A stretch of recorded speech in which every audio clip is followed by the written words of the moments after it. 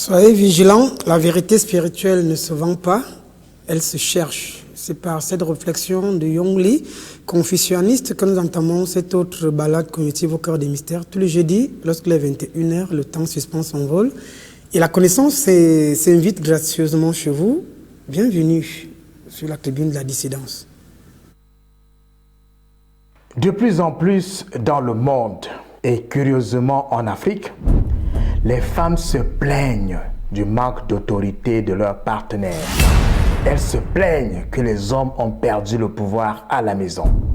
Dans certaines contrées, elles organisent même des marches de revendication. Elles exigent de multiples coups.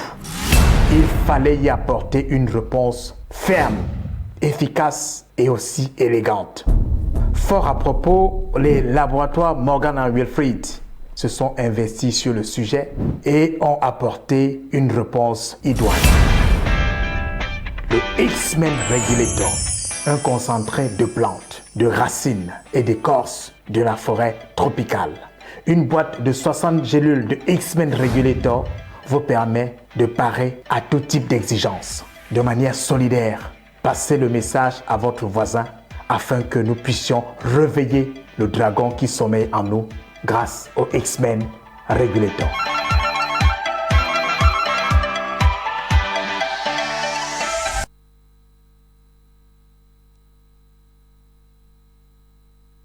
C'est là même qui vont intervenir tout au long de cette production. Djiboka Soona répond présent. Bonsoir et bienvenue au cœur des mystères. Merci.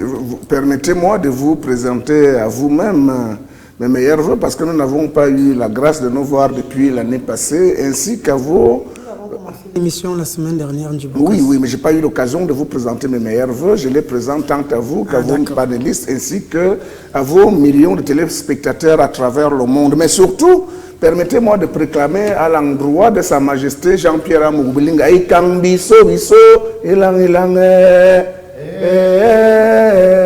quand ceci est dit, je suis très heureux de participer à ce nouveau débat afin d'apporter la moindre de savoir, la moindre des savoirs, la moindre des connaissances, la moindre des pouvoirs que je puis pour apporter la lumière à ceux qui vous suivent tous les jeudis à travers le monde entier. Merci de m'avoir fait l'amitié de m'inviter parmi ces sagacités. Alors, Djiboka Soona, vous ne partez pas. L'émission Au cœur des mystères, troisième édition, Cameroun Television Award, catégorie meilleure émission sociale, où on retrouve des chaînes sœurs à partir de la chaîne nationale.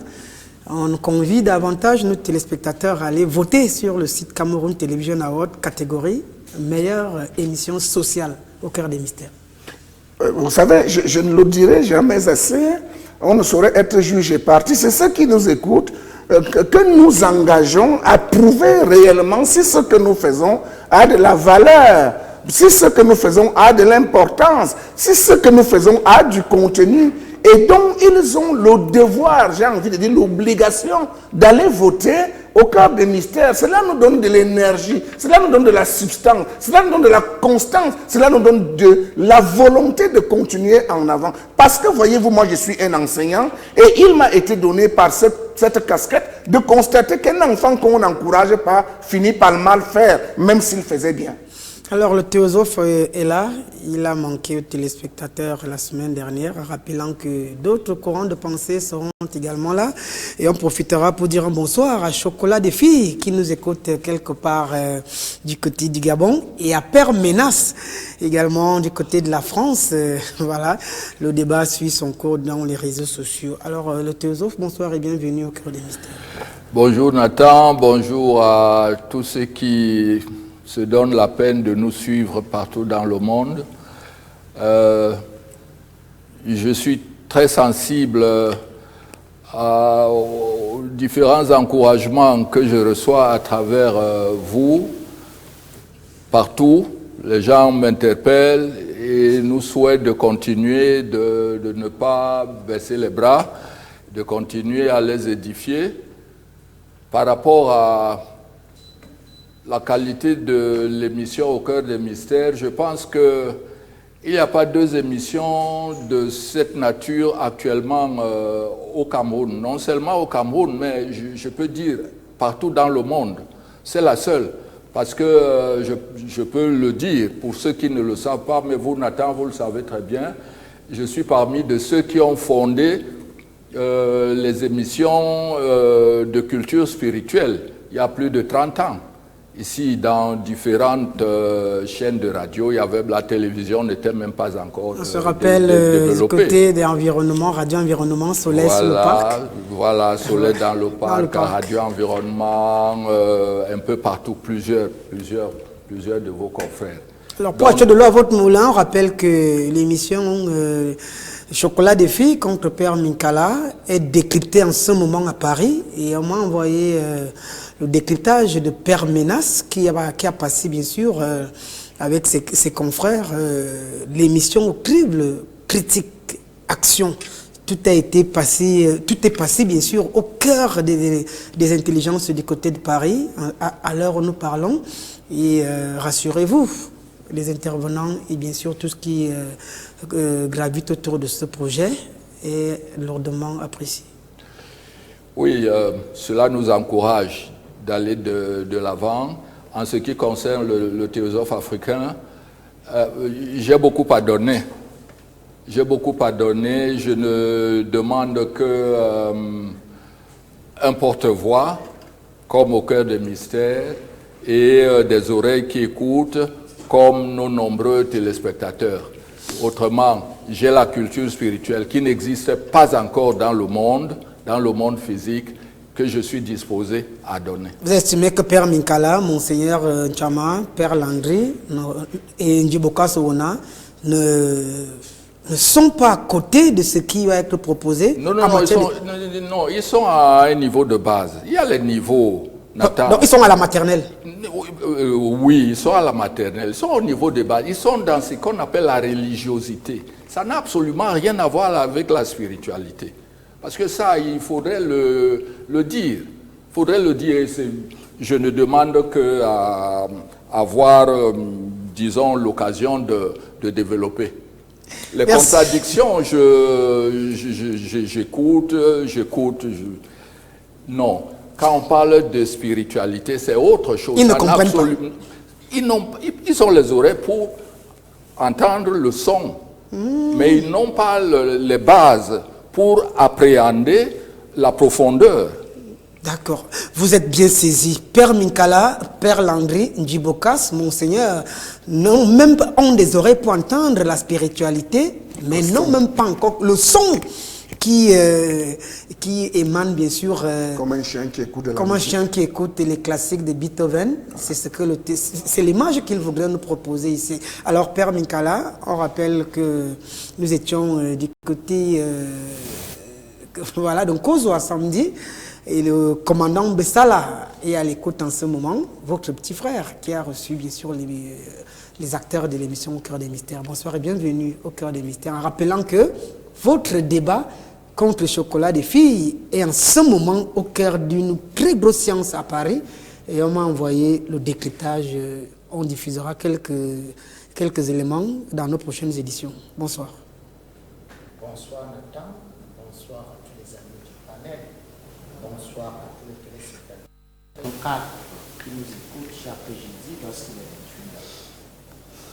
Bon, je voudrais, si avec votre permission, peut-être rectifier une petite chose. Le capitaine Bessara. Le commandant.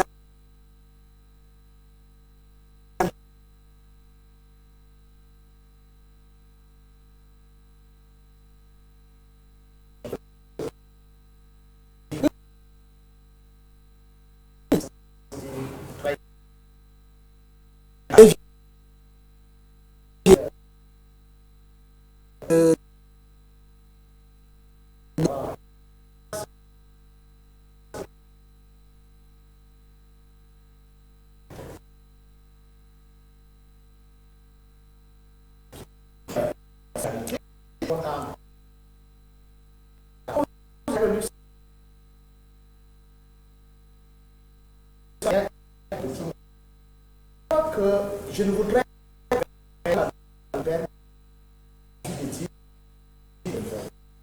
on n'est pas là. On va d'abord on faisait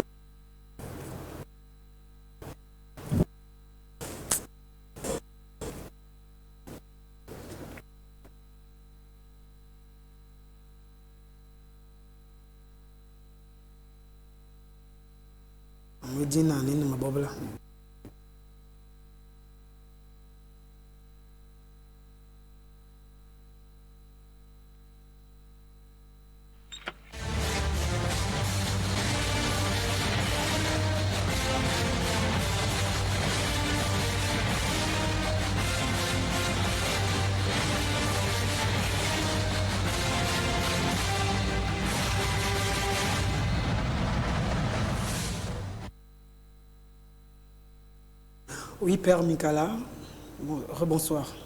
Bonsoir Nathan, bonsoir à tous les amis du panel, bonsoir à tous les téléspectateurs de Vision 4 qui nous écoutent, qui nous suivent chaque jeudi lorsqu'il est 21h.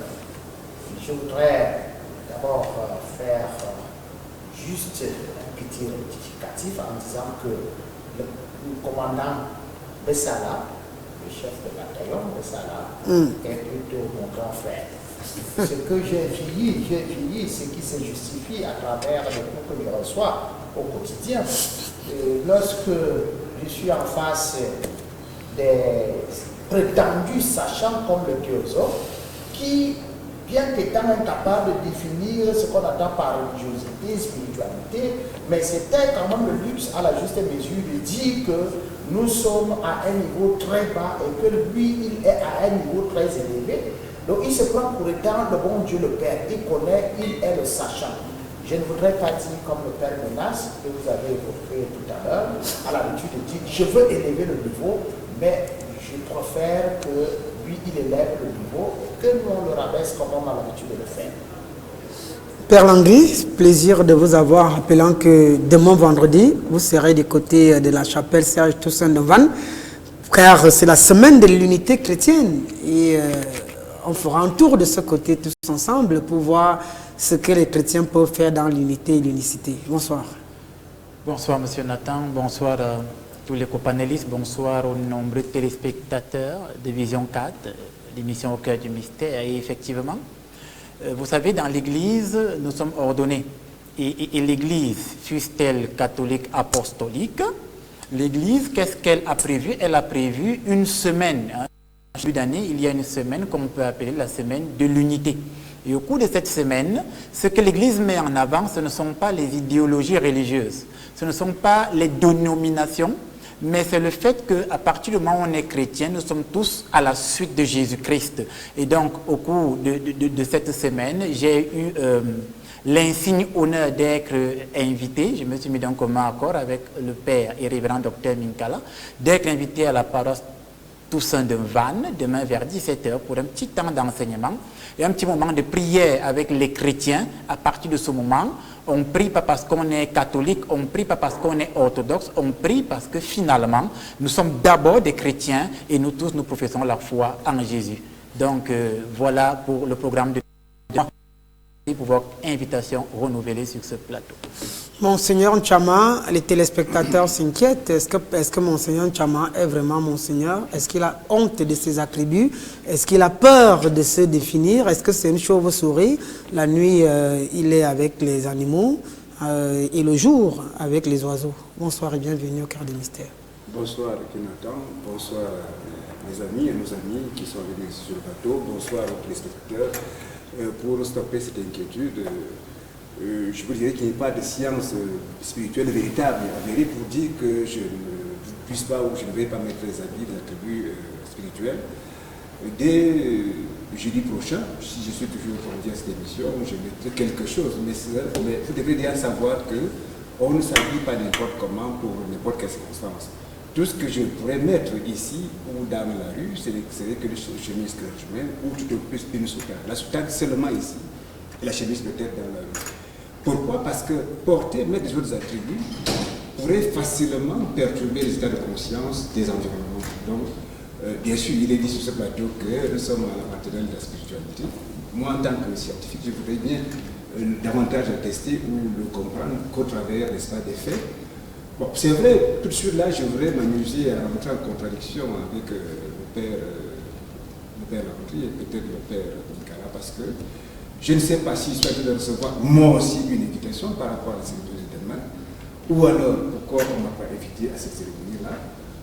Alors, est-ce que ce serait véritablement l'unité qu'on soit en train de célébrer demain? Mais toutefois, je serais tenté de dire ce que notre Église est en train de promouvoir à ce sujet, c'est que nous sommes un sur les plans spirituels, bien que peut-être plusieurs sur les plans physiques.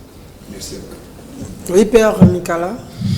Oui, Monseigneur Ntsama, vous n'êtes pas invité à cette prière pour une raison très simple. Vous chassez notre chrétien? Non, ce n'est pas qu'on chasse notre chrétien. Moi, je suis prêtre. Il y a ce qu'on appelle le parallélisme des formes.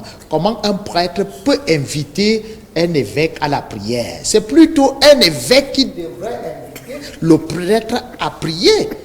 Alors, si mon chef, que vous prétendez être, vous êtes incapable de m'inviter, comment est-ce que moi, petit, dans l'administration, sous votre juridiction, tel que vous le prétendez, comment est-ce que je veux vous inviter? C'est un évêque qui invite un autre évêque. Oui, bon. Je voudrais comprendre ce sur quoi tient le tel mécanisme de parallélisme de... Vous l'avez appelé ici? Parallélisme de forme, c'est un évêque qui invite un autre évêque. Je sais très bien que nous le savons, le perçoit à travers le monde, que lorsqu'une puissance, lorsqu'un État est attaqué par un des autres du pays, ils savent appeler les puissances supérieures pour intervenir à le sujet. S'il faut être pragmatique, lorsque vous avez, n'est-ce pas, une effusion de force, vous en avez besoin d'une effusion de force plus grande, vous aurez besoin. Et puis un évêque se définit comme étant un serviteur des serviteurs. Il est tout en train de servir. Alors on sert qui? On sert seulement les chefs, ou alors ce sont les chefs seulement qui ont droit au service. Je ne sais pas comment comprendre cette analyse-là. Je pense que si on est capable de beaucoup, on est capable de petit. Donc je me dis, qui peut pour plus, qui peut, qu'est-ce qu'on dit, qui est capable, qui est capable du grand est capable du petit.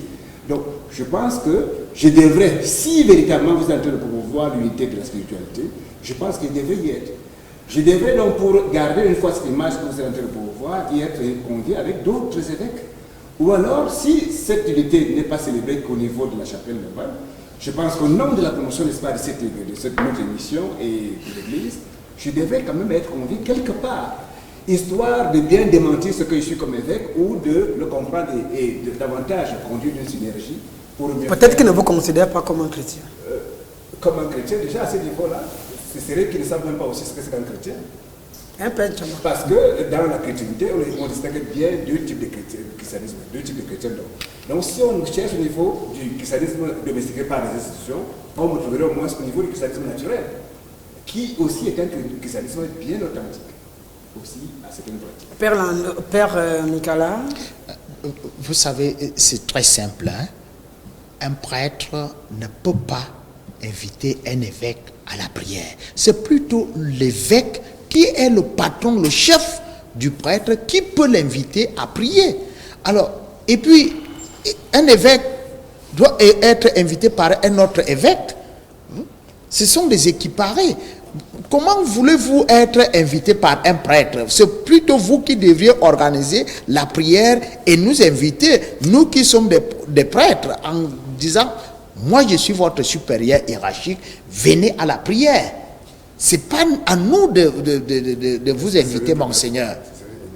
D'accord, merci. Vous avez estimé, puisqu'on commence le débat avec vous la semaine dernière, que Ndjibokas, ni Père Minkala, ni Père Landry, personne ne pouvait parler spiritualité. Aujourd'hui, votre grand frère est arrivé, il dit que même vous-même, vous êtes dans la même bande. Sur quoi vous basiez-vous la semaine dernière pour dire que ni Ndjibokas, ni Père Landry, ni Père Minkala, personne n'est sérieux, que tous sont des bourreaux, des manipulateurs, des marchands d'illusions, puisque le thème c'est spiritualité, nouveau fonds de commerce. C'est surtout parce qu'effectivement, ils sont avec depuis pas mal de temps. Moi, je suis venu un peu après. Il a vu ce qu'ils ont été capables de produire ce plateau. C'est à partir de là qu'il a pu développer son analyse. Je dois dire que lui me découvre encore. Je ne peux pas penser véritablement qu'il me connaisse véritablement. Je ne pense pas que je me sois vraiment de me présenter à lui. Mais je pense que, pouvant compter sur son intelligence, il a encore... c'est vrai qu'il a voulu dire qu'il peut même développer les capacités d'ubiquité, peut-être savoir donc où j'étais, même s'il n'était pas sur le plateau, le présumé théosophe africain. Mais je pense que pour garder une attitude de scientifique, j'attends voir de manière effective, de manière factuelle, sur quel est son critérium, sur quel... J'ai dit la semaine dernière, vous avez attaqué ce triumvirat. Vous avez dit, Père Minkala, Père Landry, Djiboka sont des marchands d'illusions, des imposteurs, des bourreaux, des gourous.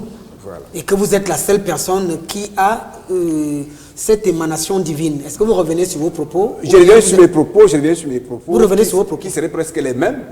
Presque les mêmes. Quand je dis presque, à l'exception de que je n'ai pas conclu en disant que je serais le seul à avoir, n'est-ce pas, la connexion verticale avec moi.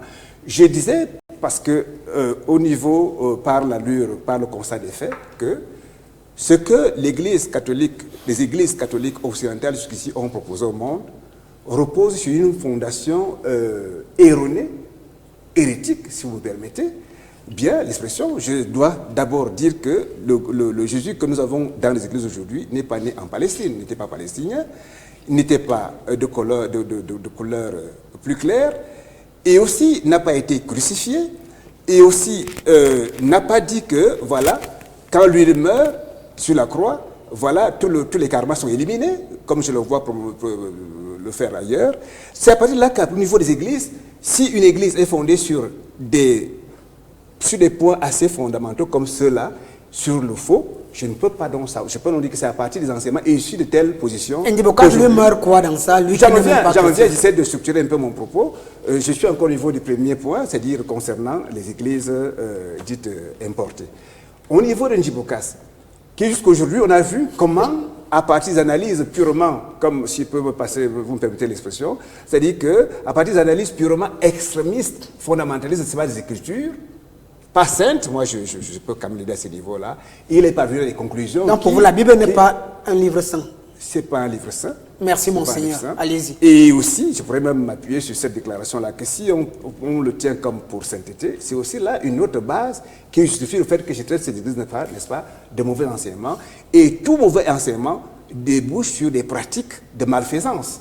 Voilà pourquoi aujourd'hui nous avons le thème sous nos yeux, la spiritualité qui devient un fonds de commerce, qui devient un business qui devient spirituel. C'est parce que pour avoir été mal enseigné, je pense qu'un dicton le dit clairement, celui qui enseigne des erreurs conduit à ses enseignés à la pratique, n'est-ce pas, des atrocités. C'est pour cela qu'aujourd'hui nous avons comme en horreur les productions, n'est-ce pas, de ces églises. Je dois dire aussi que le frère Ndjibokas est un fruit, un enfant de cette église. C'est pour cela que vous voyez très bien que plutôt que de s'allier derrière l'Église, il s'y oppose parce qu'effectivement, c'est une démonstration manifeste que l'Église n'a pas fait son travail. Et comme je le disais aussi la fois dernière, cette Église a presque arraché la vocation, n'est-ce pas, d'enseigner. Elle ne l'avait pas, elle l'a arraché. Donc de manière inavouée, il faut le dire aujourd'hui que cette Église-là ne méritait pas, d'après son postulat, parce qu'au départ, on a assisté à ce que nous appelons aujourd'hui des États théocratiques. Ce sont ces États-là qui, faisant du christianisme une religion d'État, l'ont presque débarrassé de toutes ces références ésotériques et donc mystico-spirituelles. Pourquoi? Parce qu'il fallait éviter que l'État qui voulait bien contrôler les populations et leur conscience n'allait pas pouvoir aussi... Conclusion, ce sont des bourreaux. Conclusion, ce sont des bourreaux. Ndjibokas serait donc ce bourreau-là, parce qu'issus de cette maison-là, ne comprendront pas très bien les Écritures, qui sont quand même une chance ultime, une opportunité, n'est-ce pas, à sauver le peuple de Dieu, s'y oppose, et par sa pratique, donc, devient lui aussi un bourreau, parce que la seule chance que nous avons, il avait par terre. Merci, on ira du côté de la régie, prendre la thématique également. Alors, Père Minkala, lorsque vous écoutez Monseigneur, il se désolidarise certainement des piliers fondamentaux du christianisme. Et d'ailleurs, la Bible pour lui n'est pas un livre saint. Et vous êtes un imposteur, d'après lui, un gourou, un marchand d'illusions.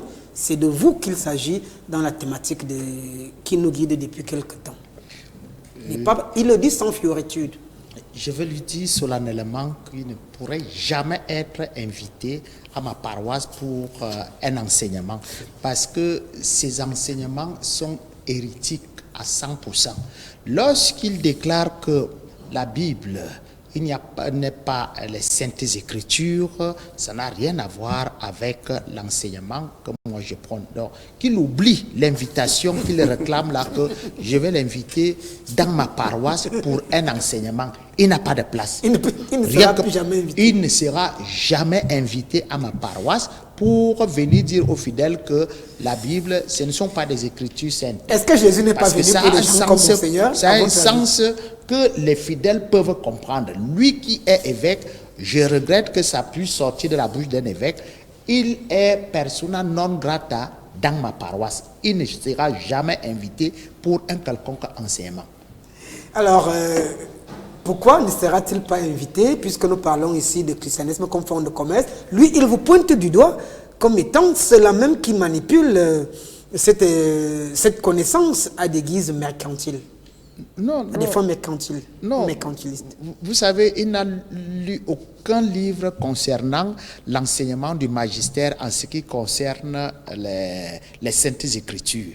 Donc, ça c'est saccager le Concile Vatican II dans sa constitution dogmatique sur la révélation divine Dei Verbum, en disant que la Bible ne contient pas les saintes écritures. Il n'y a rien de ça dans la Bible, vraiment. C'est très grave pour un évêque qui reste avec son épiscopat. Njiboka Souna, la spiritualité contemporaine se situe aujourd'hui à la croisée des chemins entre quête de sens légitime et dérive mercantile. En 2026, malgré les actes, je vais dire, d'escroquerie dont ont été victimes certaines personnes, et continue quand même... cette vente d'illusions continue de prospérer, que ce soit dans les réseaux sociaux, dans les médias classiques, dans les numériques. Et d'ailleurs, Monseigneur Tchama commence à tamiser et à présenter les vrais bourreaux, les vrais marchands d'illusions. Et vous êtes parmi ceux-là qui sont passés sur son viseur. Merci, King Nathan Amougou. Vous savez qu'une injure n'a de la valeur qu'en fonction de celui qui la profère. Quand ceci est dit, je voudrais d'abord répondre à mon grand frère, le théosophe. Je voudrais lui dire, lui qui nous considère comme des chiens, parce que d'après lui, nous ressemblons à des chiens qui écoutent la musique. Je ne sais pas quel est son cursus de sachant pour qu'il puisse imaginer que le chien comprend mieux la musique que les humains. Je ne sais pas s'il sait que le chien est plus spirituel que les humains. Le chien perçoit des ondes psychiques beaucoup plus puissamment qu'un humain. Le chien peut vous apprendre la mort sans que vous la voyiez. Ah bon? Mais bien sûr, je vous mets en défi de convoquer n'importe quel véritable chef traditionnel. Il vous dira qu'un chien vous annonce la mort dans votre famille. Et ceux qui maîtrisent les arcanes spirituels savent quand le chien fait une certaine chose, que la mort est inéluctable. Quand ceci est dit, je voudrais revenir à cet enfant qui s'appelle archevêque ou quoi que ce soit. Monseigneur. Non, il n'est pas monseigneur. Il est peut-être le seigneur de quelque chose. Il y a aussi des seigneurs des abysses. Quand ce monsieur, qui prétend être de l'église libérale d'Afrique, revendique une invitation chez les catholiques, vous comprenez que lui-même exprime ici son incohérence, sa bêtise, sa stupidité, son inconnaissance de la spiritualité. Je le mets en défi. Cet évêque ne sait pas ce qu'on appelle la spiritualité. Parce que s'il le savait, il ne serait pas de l'église libérale d'Afrique. Je ne vous demande pas de répondre, monsieur. Ce monsieur ne connaît donc rien de la spiritualité. Qu'est-ce que ça veut dire? Ça veut dire que c'est le meilleur marchand d'illusions. Monseigneur Tchama. Bien entendu. Parce qu'il ne maîtrise rien de la... Quand il me parle d'église catholique libérale d'Afrique, mais ça veut dire qu'il parle de la spiritualité africaine. Il n'y a pas de spiritualité africaine. Il y a la spiritualité, point. Donc, à partir du moment où il circonscrit ça à l'Afrique, c'est la preuve qu'il ne s'y connaît pas. S'il vous plaît, monsieur, ne me gênez pas. Je voudrais vous dire, Nathan, je demande à la direction de publication, à la direction de production, de nous permettre qu'à un moment, on passe à des séances pratiques. Parce que c'est la seule chose qui valablement peut montrer aux téléspectateurs qui est imposteur ici. Justement. Et ce monsieur est le pire des imposteurs. Parce que, il prétend que son livre de chevet, c'est la Bible. Qu'il déclare à 65% fausse. Comment peut-il déclarer un document à 65% faux et l'utiliser comme base de données? Vous voyez vraiment, si on parle d'incohérence, il n'y a pas meilleure manifestation d'incohérence. Mais je préfère le laisser dans sa bêtise. Pour revenir à votre question, le mercantilisme spirituel, la vente d'illusions. Vous voyez, je vais donc, parce que vous y insistez, je vais donc vous démontrer qu'un tcham, Mon Seigneur. il n'est pas mon Seigneur, n'insistez pas. Je vais vous montrer qu'un tcham, sur ce plateau, est le pire mercantiliste. Comment ça? Regardez. Monsieur Tcham, qui estime que la Bible est fausse, en réalité, surfe sur un domaine. Parce que les gens commencent à se poser des questions sur la Bible. Et donc, ces gens qui se posent des questions sur la Bible, un Tchamba donc dit, je suis d'accord avec vous, elle est fausse à 65%. Venez chez moi, je complète les 65%. Voilà ce que ça veut dire. Que quoi? Qu'un Tcham qui utilise la Bible en disant qu'elle est fausse à 65%, prétendrait alors de manière subliminale que lui, il est capable d'apporter les 65% de vérité cachée. Ce qui est absolument un mensonge. C'est pourquoi vous m'entendez dire, à un moment donné, il faut qu'on passe à la pratique. Et que des gens comme ça, qui prétendent insulter les autres, qu'on nous mette face à face. Et qu'on fasse de la pratique. Et qu'on voit finalement qui est qui. Quand ceci est dit, permettez-moi de revenir à l'essentiel. Oui, je suis d'avis. D'ailleurs, je ne pense pas qu'un homme sérieux ne serait pas d'avis. Que la spiritualité est devenue une espèce de vente d'illusions, une espèce de commerce. Vous avez utilisé le mot mercantilisme. Oui, parce que les humains sont dans le stress. Les humains sont dans l'incertitude. Oui, le christianisme n'a pas apporté les réponses. À votre avis, c'est vous Ce qui n'est le dites. pas mon avis. La preuve, c'est que les prêtres catholiques même corrigent la Bible régulièrement. On a vu des personnes trouver des guérisons à Lourdes un peu partout. Je ne dis pas non, mais je dis Rome corrige la Bible régulièrement. Comment ça? Je peux vous apporter des centaines de corrections de la Bible par Rome. La parole de Dieu. Justement, c'est ça qui fait que les gens commencent à se poser des questions. Et ces questions que les gens se posent provoquent alors une perte de repères. Est-ce que vous ne rejoignez pas Monseigneur Tchama Non, quelque part là? non, non, je ne le rejoindrai jamais. Père Ncham utilise la Bible et Père Ncham dit qu'elle est fausse à 65%. Je pense que 65%, c'est plus que 50%. Il devrait la jeter.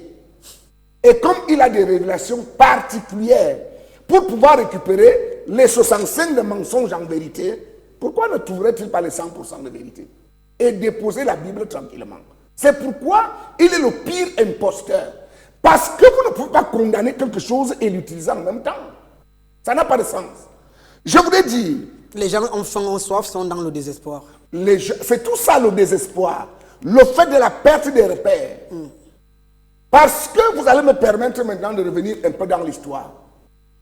L'histoire voudrait que quand les christianismes, j'ai dit les christianismes, arrivent chez nous, ils trouvent que nous avons un certain ratio avec le divin par nos rites initiatiques. Et donc, les christianismes comprennent que s'ils nous laissent avec nos rites, ils ne pourront pas prospérer. C'est donc la preuve par là qu'eux-mêmes sont dans du mercantilisme. Parce que comment estimez-vous? Je vous prends un rite simple, le sceau. Dans le sceau, mais le sceau manifeste la présence de quelqu'un qui se sacrifie pour les autres. On l'appelle un passeau. Or, c'est exactement ce que l'Église catholique va nous amener. Un Jésus qui se sacrifie pour le peuple. Or, ils comprennent que s'ils amènent ce Jésus, on va leur dire que, mais écoutez monsieur, nous on a déjà notre Jésus, c'est le passant, on n'a pas besoin du vôtre. On satanise alors nos rites. Et comme cela se fait pendant les périodes esclavagiso-coloniales, ça veut dire que les gens qui avaient le savoir vont être déportés en esclavage ou tués, ou alors ils vont rentrer dans ce qui va être appelé la clandestinité. La jeune génération perd donc les repères. Et quand la jeune génération perd les repères, elle va trouver devant elle le christianisme. Entrant dans le christianisme, près d'un siècle après, cette jeune génération des années d'esclavage n'a donc pas de réponse à leur questionnement. À ce moment-là, les problèmes naissent. Et ce sont ces problèmes qui naissent par le fait que nous n'avons pas de réponse. Permettez-moi de citer quelques cas d'absence de réponse. La Bible déclare, voici les signes qui accompagneront ceux qui auront cru. Aucun signe n'accompagne personne. Ils ont dit, en mon nom, vous imposerez les morts malades, les malades seront guéris. Père Landry le fait. Père Landry est un exorciste, c'est différent. Vous marcherez sur des scorpions. C'est différent. Père Landry peut marcher sur des scorpions. C'est un sorcier. Ah bon? Je dis que un exorciste est un sorcier. Et je mets Père Landry ici en défi de démontrer le contraire. Père Landry, vous êtes un sorcier? Alors, monsieur Nathan, il est clair que quel que soit le titre qu'on m'attribue, tant que ça aide le peuple, je n'en disconviens pas. Merci. Merci. Merci. Et donc, je ne classe pas un prêtre exorciste dans la même catégorie d'un cham. C'est un exorciste aussi. Non, il exorcise de quoi? Il a exorcisé quoi? Quand quelqu'un ne sait même pas ce que c'est que la spiritualité, il ne peut pas exorciser.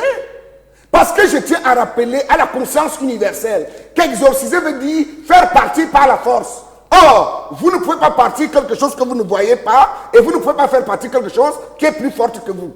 Il faut donc être un homme spirituel. Or, il n'en sait rien. Je mets Père Jam en défi d'expliquer ici, sur ce plateau, ce soir, ce que c'est que la spiritualité. Il n'en sait rien. Il va vous parler des anges et des démons. Quand ceci est dit, ces gens donc réalisent qu'ils sont allés à l'église, ils n'ont pas de répondant. Ça crée alors ce que nous avons appelé la perte des repères.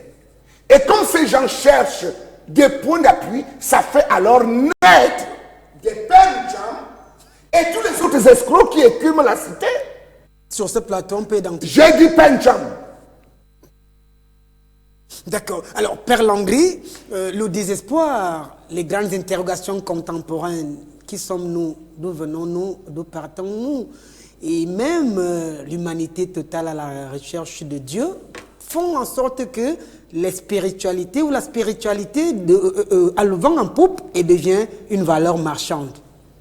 Oui, oui, vous faites bien de le mentionner, monsieur Nathan, que le désespoir, c'est important que nous ayons arpenté ce sujet avec cette expression vulgaire, mais combien importante. Le désespoir va donc favoriser la prolifération, on va dire, du commerce spirituel. Pourquoi? Parce que, effectivement, les gens sont dans le désespoir. Or, le désespoir, c'est d'abord une étape psychologique. C'est très important. Parce que quand on dit le désespoir, la plupart des gens qui nous écoutent ont l'impression qu'on est en train de dire le fait de ne pas avoir de l'argent, le fait de ne pas être marié ou le fait de ne pas avoir une grande maison. Non, le désespoir, c'est d'abord un état d'esprit. Ça veut dire que vous êtes dans un état d'esprit où l'initié disait, vous avez perdu des repères, déjà quelque chose de très grave, vous êtes dans la peur et l'inquiétude constante et permanente. Et cette inquiétude constante et permanente vous amène à ne plus croire que demain, les choses peuvent s'arranger. Étant dans un désespoir, on va dire incommensurable, vous devenez donc fragile. Dans quel sens? Dans le sens où vous êtes prêt à croire à tout et à n'importe quoi pour sortir de votre désespoir. Or, nous allons contextualiser. Nous sommes en Afrique, au Cameroun, donc dans un pays sous-développé. Voyez-vous, dans un pays sous-développé, les gens qui sont dans le désespoir ont un double problème.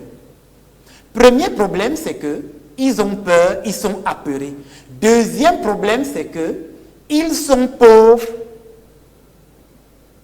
psychologiquement. Et la pauvreté psychologique va amener à la métastase du fait qu'ils n'ont pas d'argent. À partir de ce moment, ils vont chercher des solutions à l'extérieur d'eux-mêmes. Qu'est-ce que je voudrais dire? Je voudrais dire que le désespoir, monsieur Nathan, amène les gens à être médiocres, où je voudrais en venir. Et le médiocre ne se remet jamais en question. Il cherche la preuve que son état est la faute d'autrui. Et c'est là qu'entre le commerce spirituel. Parce que le médiocre ne va donc pas travailler. Il va aller à l'église, prier toute la journée et croire en un Dieu qui pour lui va le bénir, c'est-à-dire va lui donner une valeur d'argent augmentée à partir de rien. J'ai déjà dit ici que la bénédiction, c'est une multiplication. Or, n'importe quel nombre multiplié par 0 donne 0. Ça veut dire que si vous n'avez rien et on multiplie rien par rien, vous restez avec rien et vous allez conclure que si vous n'avez rien, c'est parce qu'on vous a fait du mal. C'est ce désespoir qui conduit à la médiocrité. Et là entre donc en jeu ce que vous avez appelé ici les commerçants ou les mercantilistes spirituellement. Est-ce qu'on peut donc dire que ces imposteurs, puisque sur ce plateau, Père Ntchama n'est pas passé par deux chemins pour vous présenter comme des imposteurs, est-ce que ces imposteurs, version Père Ntchama, profiteraient donc de cette misère qui tenaille les fidèles ou les personnes, Dieu seul sait combien, viennent me rencontrer au bureau pour demander des choses insoupçonnées, que ce soit des enfants ou des parents? Ça craint quand même. C'est même le nœud du problème que vous avez touché en posant cette question assez pertinente. C'est-à-dire que l'un des nœuds du problème, c'est le fait que les gens n'ont pas. Et comme ils n'ont pas, ils ne se remettent pas en question, les commerçants spirituels leur font croire, leur font miroiter des illusions par lesquelles ils mettent en exergue le fait que si tu es pauvre, si tu es dans le désespoir, ce n'est pas ta faute. Et comme ce n'est pas ta faute, ça deviendra donc la faute de quelqu'un. Et à partir de ce moment, on amène les gens à penser, on oriente leurs pensées différemment. On ne les aide plus, nous parlons des commerçants spirituels, on ne les aide plus à s'éveiller à la conscience, on ne les aide plus à aller à la culture du travail, mais on les maintient dans un état d'esprit où on leur fait croire que si tu n'as rien, c'est parce qu'on t'a fait du mal, c'est parce qu'on t'a bloqué, c'est parce qu'on veut te tuer. Parce que tu es innocent. À partir de ce moment, le commerçant va donc changer l'aspect psychologique en mettant en avant le fait que lui, il a la solution. Lui, il est la solution et lui, il a les codes pour que la solution qu'il propose soit opérationnelle à l'instant T. La victime, c'est-à-dire celui qui est donc dans le désespoir, il y croit parce qu'il veut entendre ce discours que j'ai appelé ici un discours préconçu. Et comme il veut entendre ce discours et que le commerçant lui propose le dit discours, il y adhère bêtement et simplement. Et qu'est-ce que ça donne? Ça donne donc que sous couvert, on va dire comme ça, de la chrétienté, on se retrouve donc avec des gens qui font autre chose, qui sont des antivaleurs à la doctrine chrétienne. Mais tous se revendiquent de la chrétienté. Et donc, celui qui est dans le désespoir est donc capable d'aller prêter de l'argent, d'aller s'endetter parce qu'il croit que ce commerçant va résoudre son problème. C'est un problème profond, monsieur Nathan, parce que les gens y croient.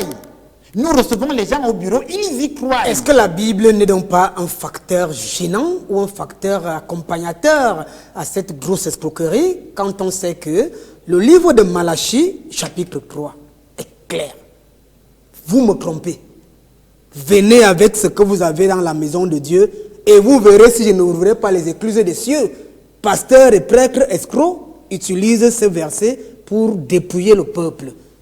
Vous avez bien fait de le dire. Pasteurs et prêtres escrocs. Votre expression est magnifique. Ça veut dire quoi? Ce ne sont donc plus des vrais pasteurs et des vrais prêtres. Puisque la Bible le dit. La Bible le dit. Or, l'escroc, justement, interprète mal. Est-ce que la Bible n'est pas claire que vous me trompez? Dieu dit dans Malachie, vous me trompez. Monsieur Amougou, quand vous avez votre salaire là, venez déposer à la maison de Dieu et vous verrez si je ne veux pas multiplier ça. C'est ce que ça veut dire. Parce que lorsqu'on ouvre les écluses des cieux pour une bénédiction diluvienne, Dieu seul, vous-même, vous pouvez voir de manière hyperbolique l'image. Oui, je la vois très bien. C'est Malachie chapitre 3, verset 8 que je connais très bien parce que j'ai l'habitude de parcourir ce livre. Oui, vous me corrompez au travers des dîmes et des offrandes.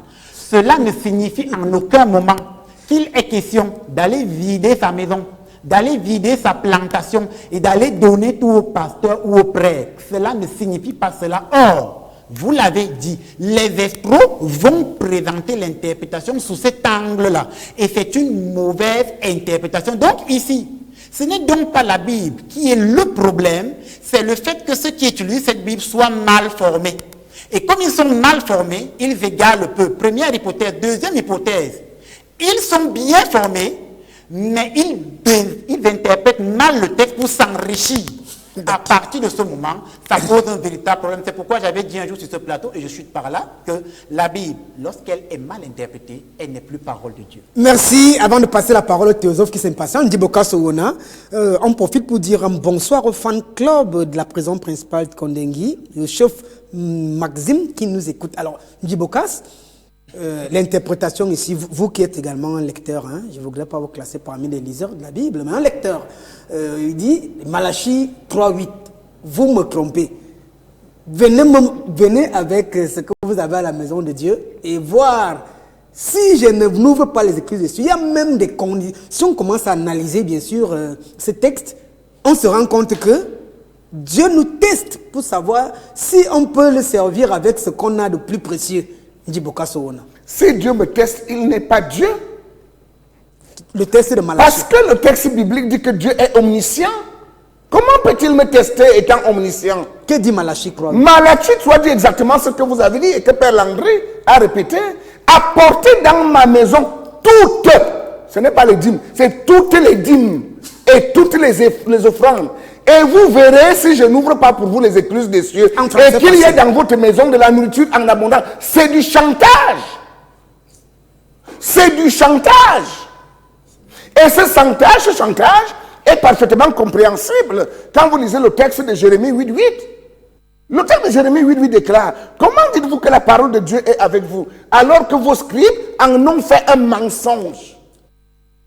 Quand ceci est donc dit, il est clair que la Bible est déjà un problème. Si on interprète dans en fonction, en rapport avec la thématique, quelle est la compréhension du texte que vous faites de ce texte? La compréhension que je fais de ce texte, c'est que le peuple est bête.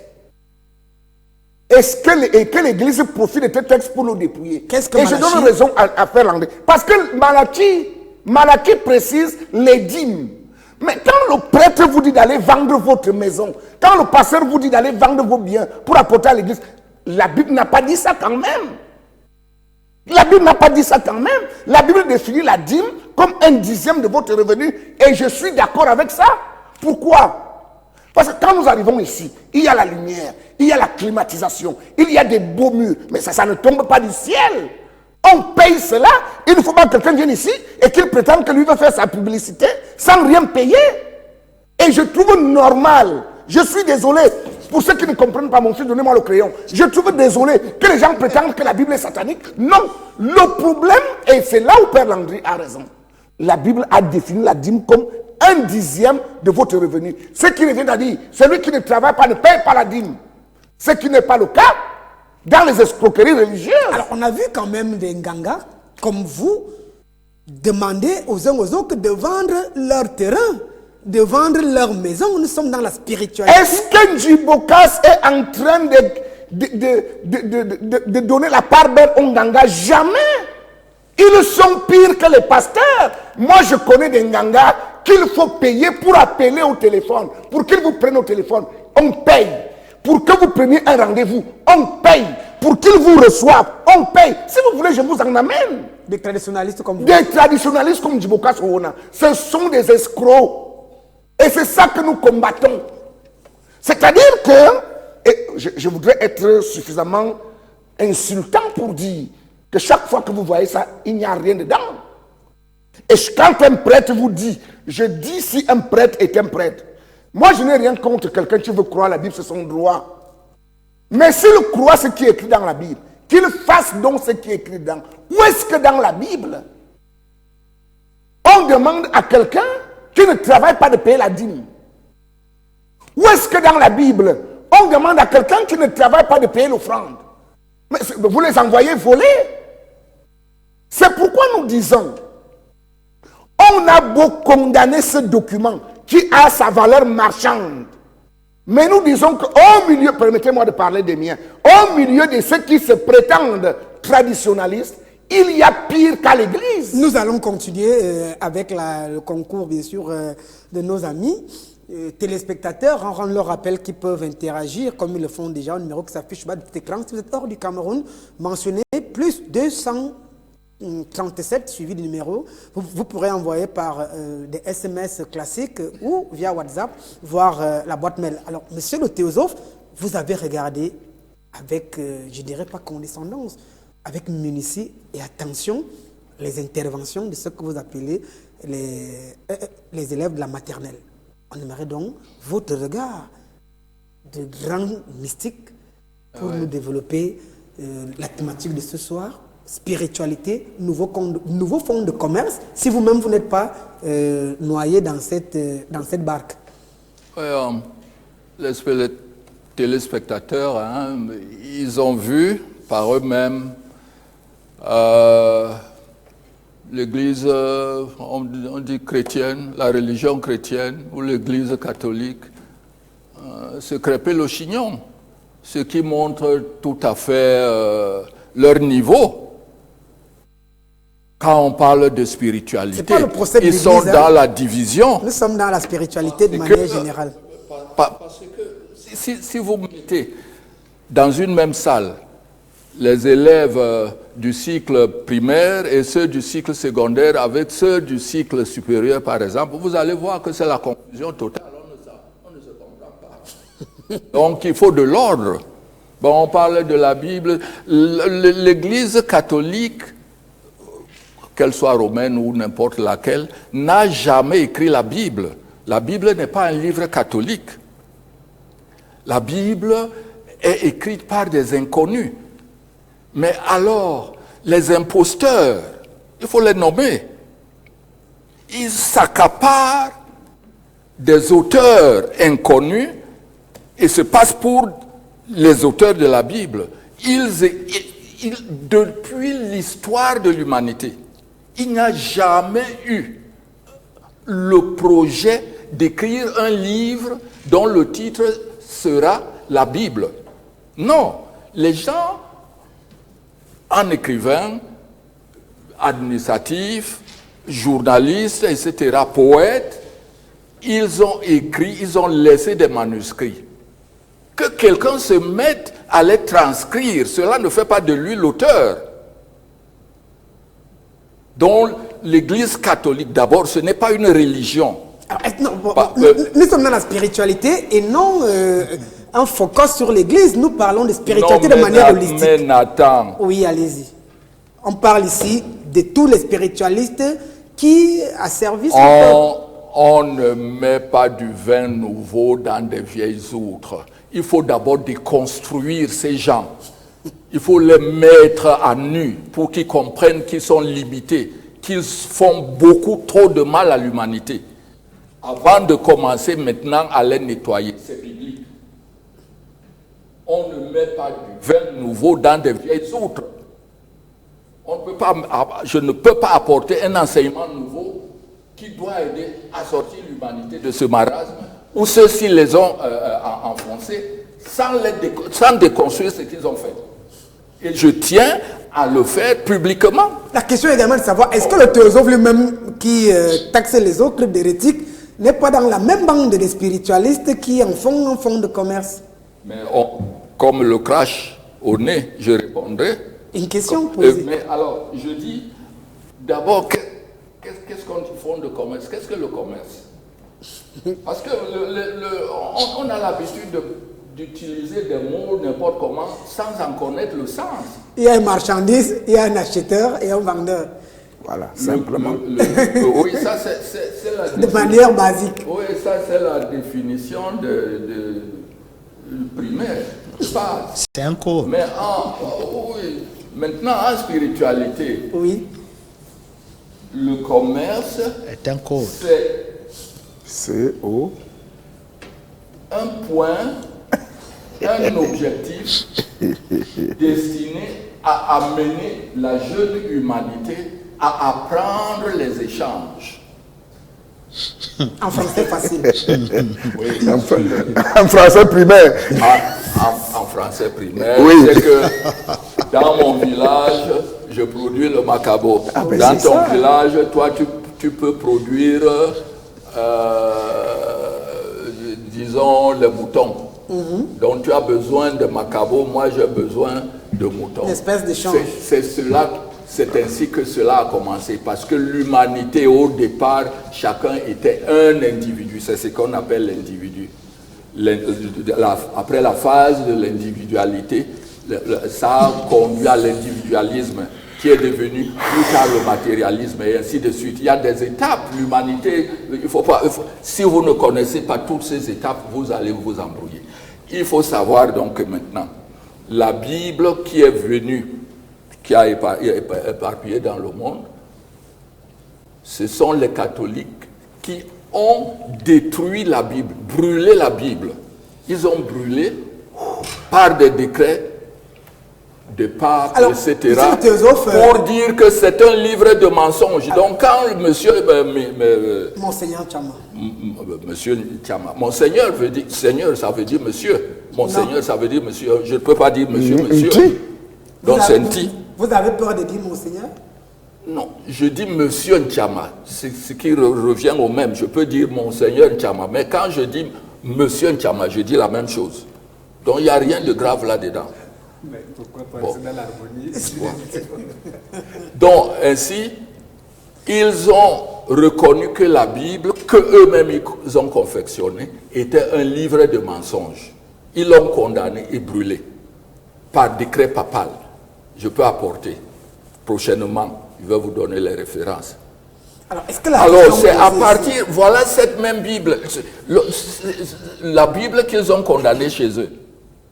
Ils ont créé des missions d'évangélisation qu'ils ont envoyées partout dans le monde pour dominer le monde à partir d'un livre qu'eux-mêmes ils ont condamné et brûlé. C'est ça qui fait, c'est ça qu'on voit ici aujourd'hui. Donc le mercantilisme, c'est là-bas que ça a commencé. Et effectivement, ils obéissent, les gens des églises obéissent à leur supérieur qui se trouve dans le Tartare. Nous en avons parlé une énième fois, que leur siège, alors, Monseigneur, ils sont dirigés par des esprits qui sont basés dans le Tartare et qui leur donnent des idées à faire. D'où la création de l'argent. on a une chance de vous avoir sur ce plateau et je vous poserai une question assez simple. Comment reconnaître, quels sont les signes distinctifs de ces anarchos spirituels? De manière claire, vous qui revenez sur Terre après 200 ans de votre première venue sur Terre, comment on peut donc identifier, quels sont les signes qui peuvent nous permettre, aux téléspectateurs, de savoir que Ndjibokas est un anarchos spirituel, Père Nchama est un anarchos, Monseigneur Nchama, et bien sûr Père Langré ou Père Minkala? À partir du moment où leur enseignement est basé sur Dieu, il faut les classer comme étant des gens qui sont de bas niveau, ils sont dans la fausse religion. Parce qu'ils amènent les gens à croire en ce qui n'existait pas. Ils sont basés sur la foi. Or, la même Bible dit que la foi est une vaine espérance. C'est une vaine espérance. Ils ont supprimé le mot vaine. Ils ont mis la foi est une espérance en des choses. C'est une ferme. Ils ont changé. Le mot valable qui est là, allez lire dans Ecclésiastique, c'est une vaine espérance. Vous croyez en quelque chose qui n'existait pas. Donc vous croyez vainement. Alors ils amènent les gens à croire en ce qui n'existait pas. C'est ça la foi. Donc pour reconnaître que... Premier signe. S'il fallait citer 5 signes qui nous permettent d'identifier ces commerçants, ces vendeurs d'illusions. Oui, bon, si vous m'en présentez un. Non, nous avons sur le plateau un Nigérien, nous avons sur le plateau un prêtre exorciste. Mais je vous ai dit qu'ils sont tous dans la fausse religion. Il n'y a aucun là qui a un niveau de spiritualité. Ils sont à la base, oui. Tous, ils sont à la base. Il n'y a aucun là qui a un niveau. Quand on dit à tel enfant, écoutez, tu n'es pas au niveau du cours moyen 2, on doit te ramener au cours. On ne l'injurie pas, on ne l'insulte pas. Djibokas qui est à côté de vous, vous ne ressentez pas sa cosmo-énergie? Non, il n'a rien. Ce n'est pas de ça qu'il est question. C'est vraiment pas, ce n'est pas de ça que moi je parle. Ça, c'est des choses basiques. Est-ce que j'ai des bagues? Est-ce que j'ai quoi que ce soit? Vous voyez, quand quelqu'un porte une croix, par exemple, comme votre Seigneur, il porte une croix. Vous savez, Nathan, d'où sort la croix? Vous pouvez expliquer la croix? Vous permettez que j'explique un peu? Bon, on va rester sur... ça peut faire l'objet d'une autre thématique, bon. monsieur le Gnostic. Alors, vous dites que les signes qui peuvent nous permettre de reconnaître que c'est un arnaqueur, dès qu'ils voient quelqu'un avec une croix, c'est un arnaqueur. Avec des bagues. Et des bagues, c'est un arnaqueur. Parce qu'il faut bien que les téléspectateurs bénéficient. Ce n'est pas ce que j'ai dit. Je n'ai pas parlé d'arnaqueurs. Je dis c'est des gens qui sont dans la fausse religion. Ils sont d'un niveau inférieur. C'est ce que je dis. Arnaqueur, les qualificatifs, ça, ce n'est pas de moi. D'accord. Je n'ai pas ce vocabulaire-là. Oui, on rappelle aux téléspectateurs que, rassurez-vous, nos équipes techniques sont à pied d'œuvre pour, avec tout ce qu'il y a comme adverse de ce côté, ils sont à pied d'œuvre pour vous permettre d'avoir une émission de qualité plus abondamment de ce côté. Alors, Père Minkala, lorsqu'on écoute les uns et les autres, on est pratiquement perdu. Or, nous voulons détecter les vendeurs d'illusions parce que la thématique est claire. Spiritualité, nouveau fonds de commerce. Et lorsqu'on écoute les uns les autres, tout le monde est convaincant.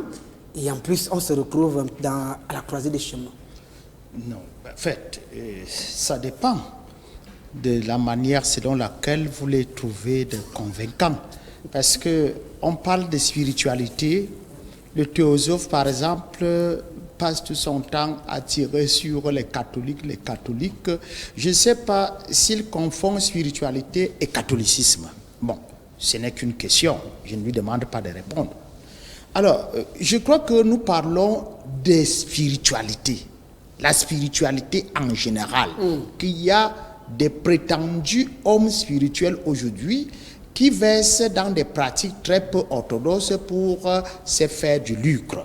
Je crois que c'est ça le problème. Alors, on n'a pas à focaliser notre attention sur le christianisme. Le problème aujourd'hui, c'est quoi? C'est que à chaque époque correspond un type d'homme. Je commence avec le 1er siècle. Les 3 premiers siècles, on avait des hommes qui avaient une vie particulière. C'est-à-dire, voulaient à tout prix, dans le cadre de leur vie, mener la même vie que Jésus. C'est pour cela qu'on va parler de l'époque apostolique, jusqu'en 476. Ils veulent imiter Jésus, ils ont côtoyé les apôtres, ils ont reçu un certain enseignement. Alors, maintenant, à l'époque médiévale, nous avons jusqu'à ce que les uns appellent la découverte de l'Amérique en 1492. Alors, on rencontre des gens qui sont essentiellement théocentriques, c'est-à-dire ils mettent Dieu au centre de toutes leurs activités. Et c'est ce qui caractérise l'époque médiévale. Bon, maintenant, l'époque moderne, nous rencontrons l'homme qui considère que Dieu est mort. C'est pour cela que Frédéric Nietzsche va dire Dieu est mort. Hein? Ainsi parlait Zarathustra. Dieu est mort. Maintenant, l'époque contemporaine est caractérisée par quel type de personne?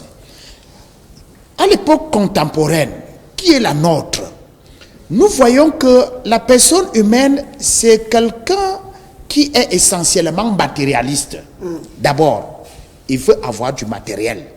Et puis, il est frappé, attiré par le court-termisme. Il veut tout avoir. En un temps record. il ne veut pas perdre du temps. Il ne veut pas se compliquer la vie. Donc, il est hors de question qu'on lui parle peut-être d'un Dieu qui doit prendre du temps pour donner des réponses à ses préoccupations. Lui, il veut le la, comme Djibokas vient de le dire, de me prêter l'expression, le la. Donc, dès qu'il a besoin de quelque chose, il doit l'avoir automatiquement. Alors, c'est ce qui amène donc alors des hommes à vivre de façon stressée. Ils sont stressés, ils sont préoccupés, ils ont la crainte des lendemains, la peur, ils sont préoccupés par tout ce qui leur arrive. Parce qu'ils veulent se développer à un rythme vraiment très rapide. C'est le siècle de la vitesse, c'est le siècle du développement rapide, c'est le siècle du développement scientifique, c'est le siècle du développement technologique. Par rapport à tout cela, ceux qui sont coincés, ceux qui n'arrivent pas à obtenir ce dont ils ont besoin en un temps record, empruntent donc alors n'importe quelle voie. Et c'est pour cela que vous allez voir qu'aujourd'hui, il ne s'agit pas seulement du christianisme. Même des anciennes religions de l'époque, vous avez les Kamites qui sont revenus en force parce qu'ils veulent ressusciter l'ancienne religion, les religions de l'Égypte pharaonique. Que les Kamites et les traditionalistes font pire que les traditionalistes. Maintenant, les hommes là, les patriarches, les matriarches, tout est revenu. Il y a même des marchandises. Bon. Nous sommes au cœur du mystère, mon frère. Tout est revenu sur le plateau de cœur de mystère. Alors, on voit des traditions, des pratiques qui se sont perdues, qui sont en train d'être ressuscitées aujourd'hui. Pourquoi? Parce que l'homme d'aujourd'hui est préoccupé par une chose. Il est dans une société de consommation, il veut tout consommer en un temps rapide. Alors, même la spiritualité devient donc alors un objet de consommation. Ça entre dans la logique de quelque chose qu'on peut consommer. Et comme on peut la consommer, on va donc alors sortir de l'argent pour l'avoir et puis la consommer. Père Mikala, nous avons une question assez pertinente. Bonsoir, King Nathan. Voilà, on vous a dit, nos techniciens sont à pied d'œuvre, rassurez-vous. Je suis Karine depuis la Pologne. Je voudrais poser une question aux hommes de Dieu sur le plateau. Et je souhaite qu'ils soient sérieux. Jésus-Christ n'avait-il pas un trésorier appelé Judas? Pour avoir un trésorier, il faut être riche, avoir des biens. D'où venaient ces biens? Question à 0 francs de Karine depuis la Pologne. Jésus, on parle de fonds de commerce, lui-même, pour avoir un trésorier, il faut avoir forcément des entrées, voilà, des entrées. Parce que moi, je ne sais pas ce que moi je ferais avec un trésorier. Alors, personne ne peut vivre sans bien.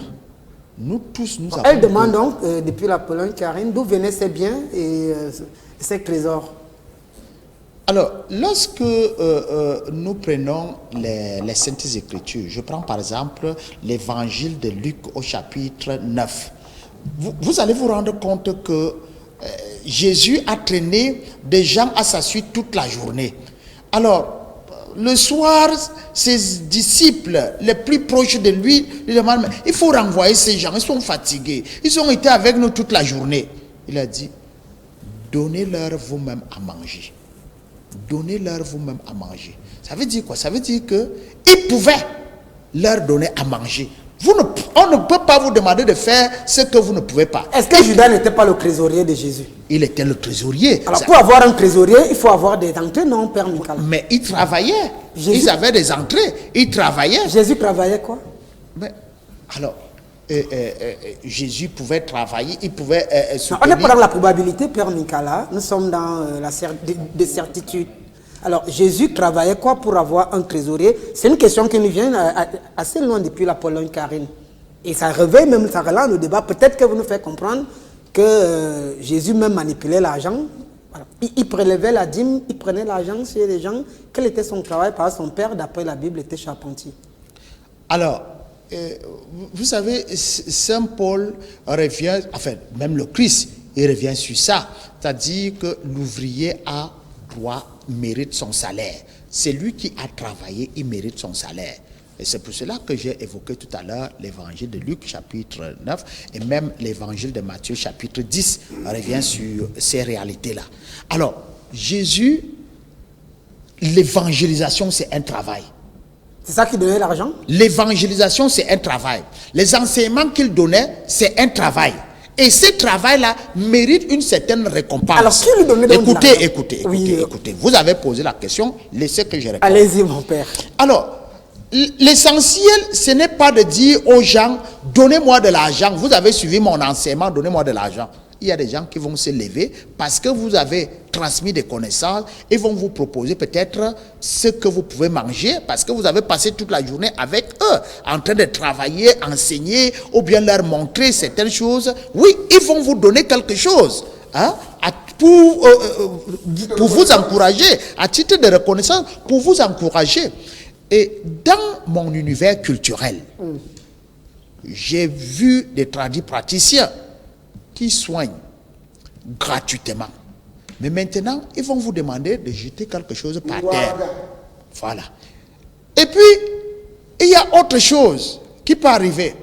Un jour, quelqu'un s'en vient avec une grosse voiture remplie de nourriture et lui dit, vous m'avez soigné il y a peut-être 2 ans. J'ai été satisfait de ce que vous m'avez rendu comme service et je suis venu vous dire merci. Alors, il y a ça. Qu'est-ce que vous allez faire de cela? Ce sont des dons. Le Christ dit à ses disciples, allez, faites le travail que je vous demande de faire. Restez là où on vous accueille. Donnez ce qu'on va vous donner à manger et à boire. Mais ne passez pas de maison à maison pour escroquer des gens. Restez là où on vous accueille. Mangez ce qu'on vous donnera. Buvez ce qu'on vous donnera à boire. C'est tout à fait normal, c'est tout à fait logique, c'est humain. D'accord, merci. Bonsoir, King Nathan. Nous, on ne comprend pas les codes et les sons. Tous les spiritualistes sont des voleurs. Je préfère traiter avec Dieu lui-même. Tarakolo, Ignace, Fabien, depuis Ebolova. Alors, Père Landry. Je voulais juste ajouter à ce que le docteur Minka et revenir sur les signes qui peuvent nous permettre d'identifier ces gens qui voilà, au lieu de soulager les uns et les autres, spolient, pillent, arnaquent, extorquent, escroquent les pauvres fidèles. Merci. Je reviens sur les signes en faisant une parenthèse. Tout à l'heure, le docteur Minkala disait que l'évangélisation, c'est un travail. Je voudrais, tout récemment, vous nous avez aidé, M. Nathan, nous avons organisé un événement en décembre. 3 jours de prière d'évangélisation. Quand je dis nous, je parle pratiquement de moi. Et les gens ont cru que, parce que nous l'avons fait aux cascades d'Umfundi, c'est pour montrer à quel point ce que le docteur Minkala dit est pertinent et réel. Les gens ont cru que peut-être on a une caisse qui a des millions. Non. Comment nous avons fait? Une dame que je suis en Angleterre, elle écoute cette émission. Tout ce que j'ai fait, c'est parler avec elle, lui donner des conseils et des prières. Elle ne m'a jamais vu avec les yeux au travers de la télévision. Elle m'a dit, mon père, vous m'avez beaucoup aidé dans les enseignements et les prières. Je ne lui ai jamais imposé les mains, je lui donne des prières à distance. Elle s'est levée, elle m'a dit, je vous ai fait une petite offrande. Elle a envoyé 1 million de francs. C'est avec cet argent que nous avons loué les cascades d'Umfundi. Pour dire que ce que le docteur Minkala dit est pertinent et réel. C'est une réalité que nous expérimentons.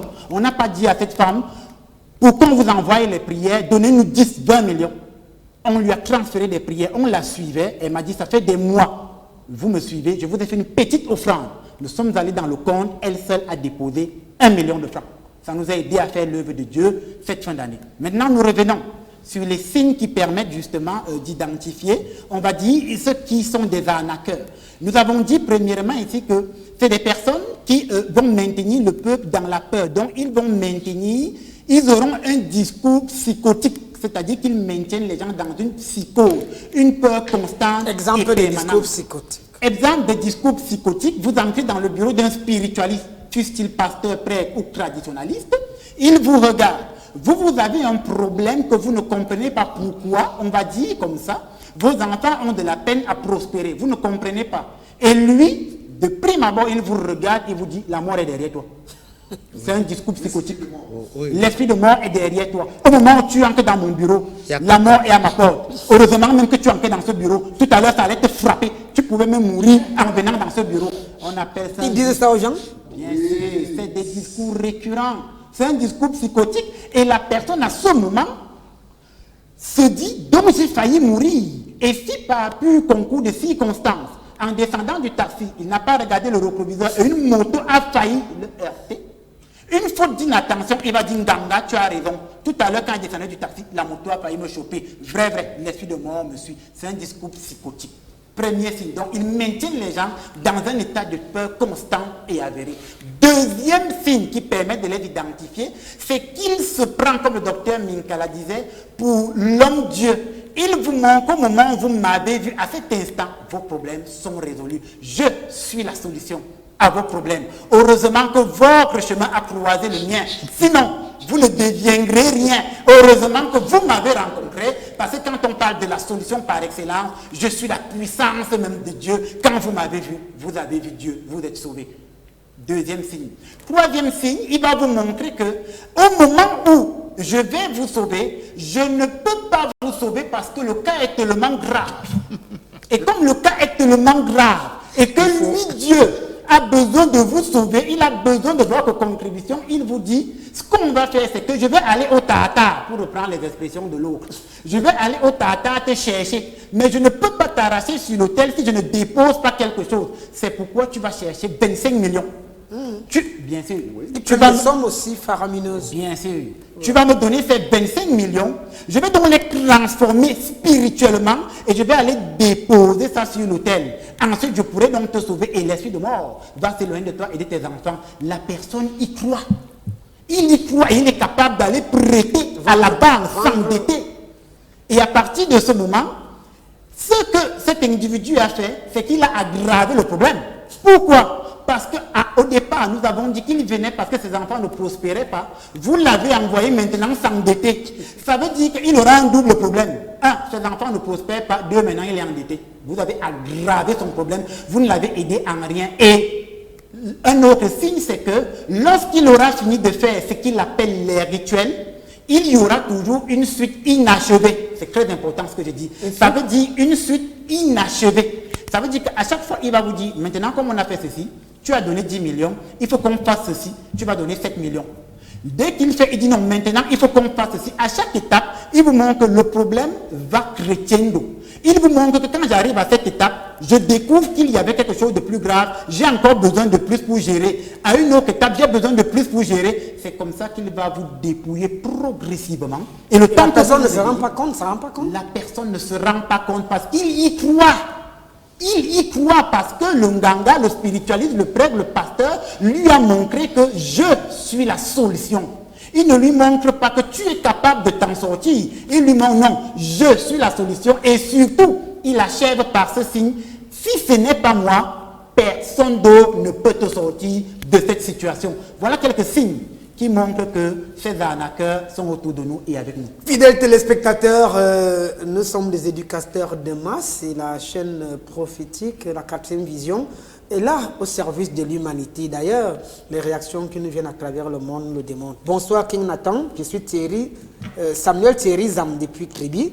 La question de la polonaise est une véritable épine. Le prêtre ne donne aucune explication convaincante. Il faut qu'il nous explique d'où venait l'argent de Jésus, puisque la Bible n'en parle pas. Mais Jésus avait un trésorier, Monseigneur Chama. Merci. D'abord, avant d'arriver à la question, je voudrais très vite évacuer une préoccupation. Moi, je crois que ce serait une opportunité en vente si j'avais été convié là-bas. Parce que, vous voyez, cette problématique de dîme a droit de citer aujourd'hui parce que, effectivement, je reviens là-dessus, c'est parce que nos aînés sur l'exercice ont mal enseigné. D'abord, la dîme ne veut pas dire ce qu'on dit partout là-bas. Tout à l'heure, là, parfois, ils ne réalisent même pas à quel point ils sont contradictoires. Quand ils disent, quand le père Nicolas dit tout à l'heure, que souvent, quand un tradithérapeute vous soigne, vous guérit, vous demandez de jeter une pièce. Quelquefois, même la somme est évaluée. Jeter une pièce 5 francs, jeter ceci, jeter cela. Le frère Djiboukal l'a bien fait dans Chira en disant que le Ngwarga. Et ce Ngwarga, on a déjà défini ici. Ce n'est pas une somme pouvant conduire à un enrichissement ou alors à une forme de lucre. Hein? C'est ce qu'on a appelé aussi, il y a aussi quelque temps aussi, EBAN. EBAN, le fil conducteur, n'est-ce pas, d'une thérapie, EBAN. Donc la dîme jusqu'ici, si vous pouvez savoir à quel niveau on parle de la dîme dans les Écritures pour la première fois, elle n'avait pas désigné un seul instant quelque chose pouvant apporter satisfaction matérielle à l'homme. Je pense que la question de dîme est abordée lorsque Abraham reçoit Melchisédek. Mais qui serait que ces personnages qui ne mangeaient pas, qui n'avaient pas d'ascendance, voilà. Quelqu'un qui ne mange pas, vous lui apportez un bien matériel, est-ce que c'est pour manger? Donc vous comprenez que, au-delà, n'est-ce pas, de cette présentation purement matérialiste, qui n'est qu'une forme didactique, il y a un véritable processus mystico-spirituel qui est derrière la chose. Que très vite, dans les récupérateurs mercantilistes, les profiteurs, les imposteurs, donc, vont très vite le récupérer.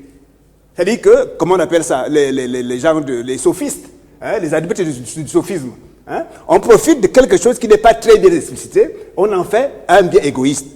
C'est pour cela qu'aujourd'hui, on a ces résultats. Voilà pourquoi on se dit que c'est pour avoir, nous sommes tous, même moi-même ici y compris, j'ai reçu un baptême catholique romain, c'est pour avoir été mal enseigné, c'est pour avoir été... un neveu des Romains? Oui, c'est pour avoir été mal enseigné que nous avons... Nous en sommes des rescapés. Père Minkala, il veut rentrer à la maison. Donc, qui veut rentrer à la maison de qui? Quand je dis que c'est une opportunité pour me battre, c'est pour les ramener eux à la maison. Hein, on va aller prendre, pêcher les fidèles de Père Minkala.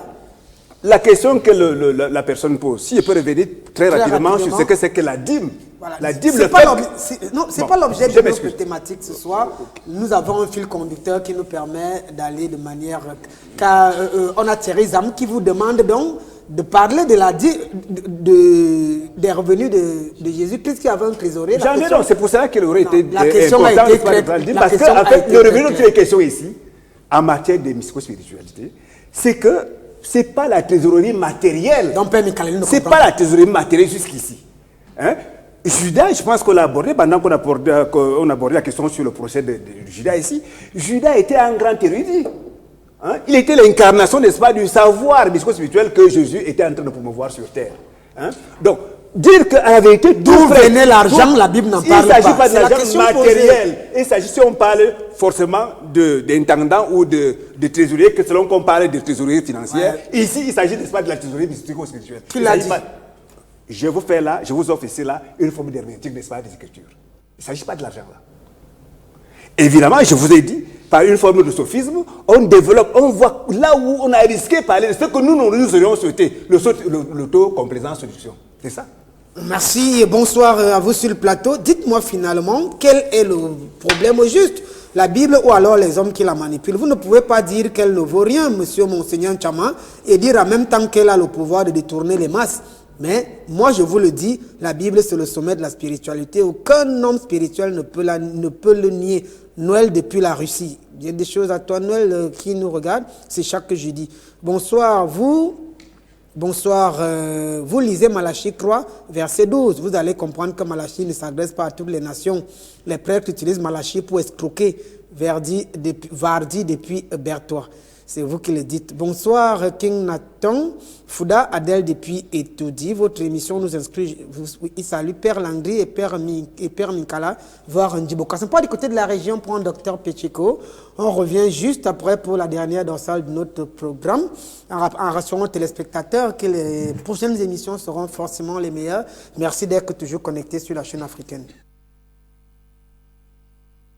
Cher papy, chère mamie, j'espère que vous allez bien et que l'année 2026 sera une année de joie, une année de bonheur, une année de méditation, surtout une année de santé et de paix intérieure. Dans tous les cas, je vous le souhaite. Je ne vous le souhaite pas seulement, mais je profite de l'occasion pour vous faire cette annonce fracassante.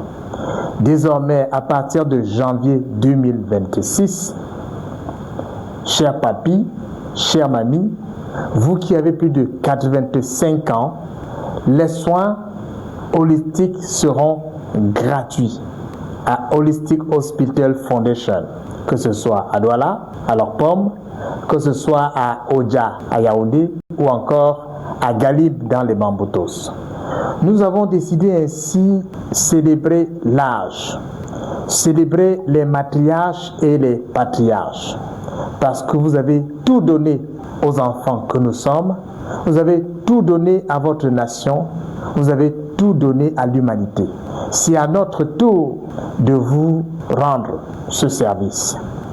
Je vais donc profiter de cette annonce pour dire à tous les enfants du monde, que ce soit aux États-Unis, que ce soit au Canada, que ce soit en Europe, en Asie, Vous qui avez des parents qui sont en Afrique, qui ont un seul objectif, être en bonne santé, avoir leurs souffrances soulagées, voir leurs douleurs disparaître, que ce soit des douleurs articulaires, que ce soit des sensations de chaleur, que ce soit des jambes qui faiblissent, que ce soit les œdèmes, que ce soit les bourdonnements, les sifflements d'oreilles, ou encore la nuque qui fait mal, les céphalées, les constipations chroniques, les douleurs aux épaules, etc., etc.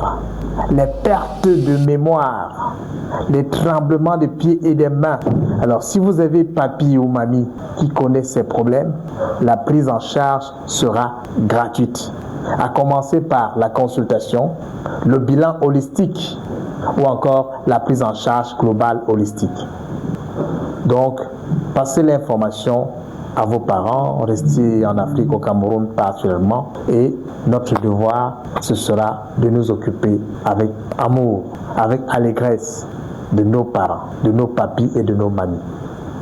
Décembre et janvier également, ce sont des périodes festives. Mais ces périodes également ne sont pas sans danger pour la santé de nos papis et de nos mamies. Alors, je voudrais vous exhorter à éviter des mélanges qui pourront vous amener aux urgences dans les formations hospitalières. Évitez de faire des mélanges bizarres pendant que vous mangez. Évitez de faire des mélanges bizarres dans vos boissons. Par exemple, un mélange alcool, c'est-à-dire vin de pâle, jus, whisky, etc. Ces mélanges peuvent être catastrophiques pour votre santé. Ces mélanges peuvent entraîner des intoxications du foie et des reins. Ces mélanges peuvent entraîner des surcharges au niveau de l'estomac et compliquer pas mal de problèmes digestifs. C'est la période où également les petits-enfants seront avec vous. Évitez de leur montrer que vous êtes encore fort, que vous pouvez encore jouer comme eux. Faites ce que vous pouvez sans exagérer. Parce que vous pouvez glisser et très facilement vous aurez une fracture et elle peut être fatale. Évitez de marcher nu-pieds sur les carreaux. Lorsque vous êtes dans la douche, évitez de marcher sur du savon ou encore sur de la mousse. Soyez extrêmement prudent lorsque vous entrez dans la douche ou encore vous ressortez. Soyez extrêmement prudent lorsque vous traversez la route. Faites-vous toujours accompagner. Ne dites pas que vous êtes encore fort, parce qu'avec l'âge, la puissance et la force diminuent. L'énergie vitale décroît considérablement. Même si l'esprit reste très fort, le corps commence à lâcher. Faites-vous aider par ceux qui sont à vos côtés. Ce n'est pas une faiblesse, mais c'est une sagesse. Alors, papy et mamie, passez de très bonnes fêtes de fin d'année. Et janvier, c'est votre mois. 2026, c'est votre année, l'année de gratuité de tous les soins à Holistic Hospital Foundation.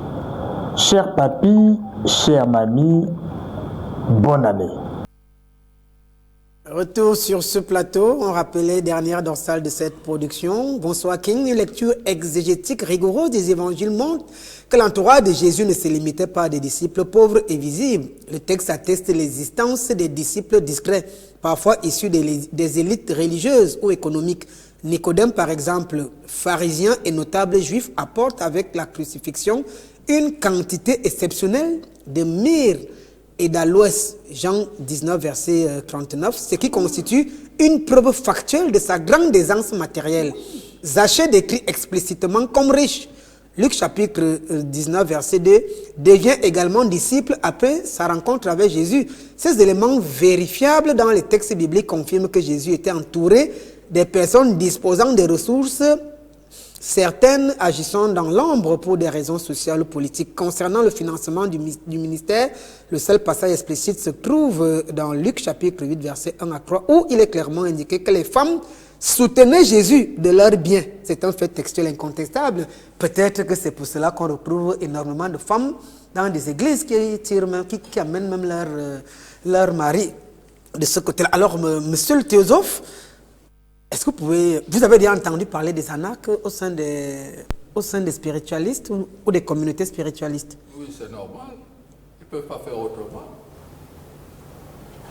La nature du poisson, c'est qu'il nage dans l'eau. La nature de l'oiseau, c'est qu'il puisse voler. S'il fait autrement, c'est ça qui serait bizarre.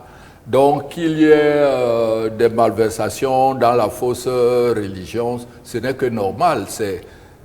Regardez, leur Dieu là, quand il crée Adam et Ève au fameux jardin... Nous voulons revenir sur le contexte que le nôtre. Les Camerounais, les Africains sont escroqués. Nous ne sommes plus au jardin d'Éden. Nous parlons des problèmes ponctuels. Les Camerounais sont escroqués par des gens comme vous.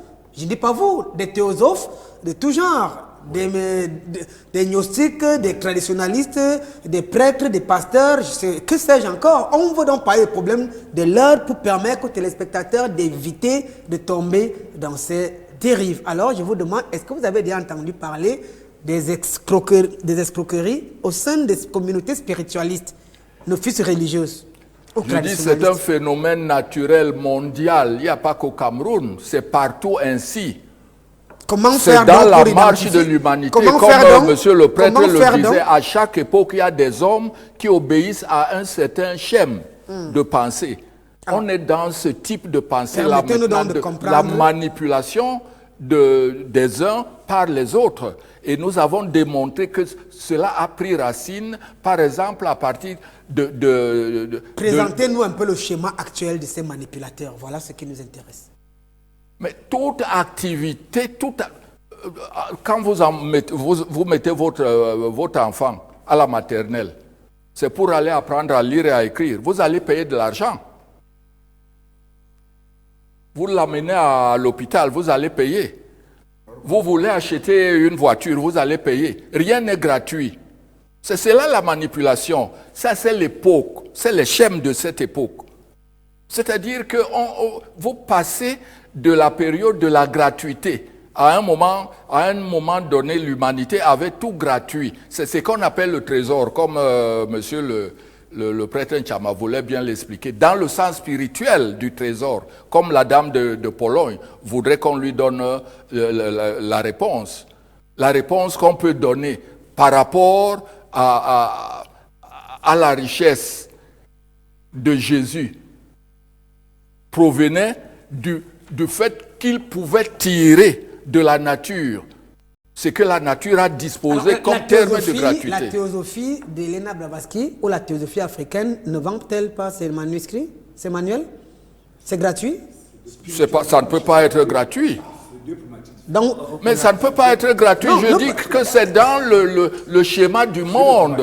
C'est normal. L'inscription à la théosophie, c'est combien? On ne s'inscrit pas ici à la théosophie. Les manuels coûtent combien? C'est une contribution volontaire. Les contributions par membre, mensuel, annuel, semestriel, trimestriel, c'est comme... On peut faire une évaluation. Par cours. Un cours. On donne l'argent. Vous voulez une conférence comme celle qu'on est en train de faire, par exemple, sur... on développe un thème. On paye. Celui qui veut, il doit acheter une clé. Parce que maintenant, ça se transmet. Non, nous sommes au cœur des mystères, vous savez. Vous achetez votre clé, c'est votre clé, vous ne me la donnez pas. Moi, je donne l'enseignement. Je demande si la théosophie africaine vend des... Bon, la théosophie, de manière générale... ne vend absolument rien. Notre enseignement les manuels sont gratuits. Tel que personne ne peut être suffisamment riche pour l'acheter. Parce que nous conduisons à la vie. Je demande, est-ce que les manuels sont gratuits? Vous achetez votre manuel. Si vous voulez que ça soit écrit, c'est pas gratuit. Je dis, c'est pas. Non, dire que c'est gratuit, non. Alors, vous reprochez donc quoi à l'Église catholique qui vend son rosaire? Je ne les blâme pas. Je dis, c'est dans la nature des choses. C'est ce que je dis. Je ne les blâme pas. Okay. Les offices, Jésus a changé les vendeurs du temple, les commerçants du temple. Les offices à la et le même a dit donner à César ce qui est à César. C'est contradictoire. Et il avait un trésorier, comme la dame dit. Alors je voudrais vous expliquer ce qu'on entend par avoir un trésorier. Bon, ici, quand on a un trésorier, ça veut dire qu'il y a un trésor. Qu'est-ce que donne le trésor en spiritualité? Répondez aux questions qui vous sont posées de manière simple ou peut-être linéaire. Alors la question est de savoir, aujourd'hui, vous voyez avec les yeux. Ce n'est plus des hommes spirituels que vous voyez dans les églises là. Ce sont des hommes physiques. Des femmes physiques. Le dimanche, là, elles seront en désordre dans les églises. Le vendredi, demain, c'est les journées de prière, les nuits de prière. alors que ces gens parfois ne croient pas des prières. On veut donc savoir comment quel est le schéma de la manipulation. Mais je suis pas avec, je ne peux pas décrire comment ils font. Mais je suis d'accord que celui qui va à l'église, il doit contribuer ne fût-ce que pour la lumière, la propreté et le repas des prêtres. Il ne doit pas travailler pour rien. Merci, c'est pas... merci. Moi, je ne peux pas appeler ça de l'escroquerie. Le théosophe nous amène sur son terrain de jeu, et d'ailleurs suffisamment glissant, mais ici, la thématique est notre boussole. Spiritualité, nouveau fonds de commerce. Ici, on parle d'une vente illusoire, d'une promesse. Alors, Ndjibokas, avec vous, moi, je vais vous reposer la question de savoir ces signes de ces anarches spirituels. Est-ce qu'au sein de tout le schéma, on peut avoir une certaine transparence des méthodes et même des résultats? Absolument. Au-dessus de ce que Père Landry a déjà énuméré, je voudrais, parmi ces signes distinctifs, signaler les tarifs exorbitants. Il y a des prêtres et pasteurs qui demandent des montants pour des prophéties. Il y a des hommes spirituels qui demandent des montants pour des voyances. C'est du braquage. Des nganga. Oui. Quand nous avons parlé de ce qui est appelé Ngwarga ici, Ngwarga est une volonté personnelle. C'est-à-dire chez les étangs, on dit nam. C'est-à-dire que c'est c'est-à-dire que c'est toi qui donnes la valeur à ta chose. Et vous n'allez pas condamner quelqu'un qui donne 1 million à Père Landry parce que l'autre n'a jamais eu une économie de 200 francs. Et je voudrais signaler que ce n'est pas parce qu'elle a donné 1 million qu'elle a donné plus que celui qui a donné 1000 francs. Ça dépend de l'avoir de chacun. Ngwarga est donc un problème personnel. Donc, la preuve que vous êtes devant un arnaqueur, devant un faux prophète, devant un faux spiritualiste, un braqueur, un voleur, c'est d'abord ces tarifs exorbitants. Je vous ai dit qu'il y en a qui demandent de l'argent juste pour l'avoir au téléphone. Il y en a qui vous demandent de l'argent juste pour avoir un rendez-vous. Ensuite, il y a de l'argent pour un entretien. Vous comprenez que pour la prise en charge, comme Père Landry disait tout à l'heure, c'est autre chose. Ensuite, il y a l'opacité de l'enseignement. J'ai envie de dire, la culture du secret. Vous voulez dire que le théosophe est un... Mais justement, comment est-ce que j'ai une science que je n'arrive pas à exposer? Ça veut dire que je sublime ceux qui viennent m'écouter. Je leur donne l'impression qu'eux ne peuvent pas comprendre. Et c'est de ça qu'augurent les histoires comme la foi. On vous dit non, vous ne pouvez pas comprendre. Le Seigneur me dit, quand le Seigneur te dit, le Seigneur a peur de moi pour me dire ce qu'il te dit. Et je dis que nous, les hommes dits spirituels, qui ne le sont d'ailleurs pas. Et moi, je ne suis pas quelqu'un qui met le préservatif sur la langue. Je les appelle ici ces hommes spirituels. Ces traditionnalistes, ils sont pires que les pasteurs. Vos confrères. Je dis qu'ils sont pires que les prêtres. Je sais ce que je vis dans cette confrérie.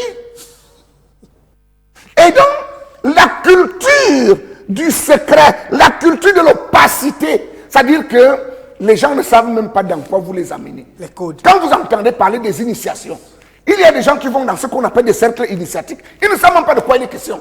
On leur dit donc, vous êtes déjà initié, ça viendra avec le temps. Comment ça viendra avec le temps? Si initiation veut dire apprentissage, vous m'avez appris quelque chose, je dois la connaître. Comment vous me dites qu'il faudra que je revienne? Que je revienne. Et c'est ce que Père Landry expliquait. On appelle ça au Cameroun le fémania. C'est-à-dire on te dit, il faut d'abord tel produit pour fabriquer l'argent. Après on te dit maintenant, il faut un autre produit pour laver l'argent. Après on dit qu'il faut encore un autre produit pour appeler les esprits.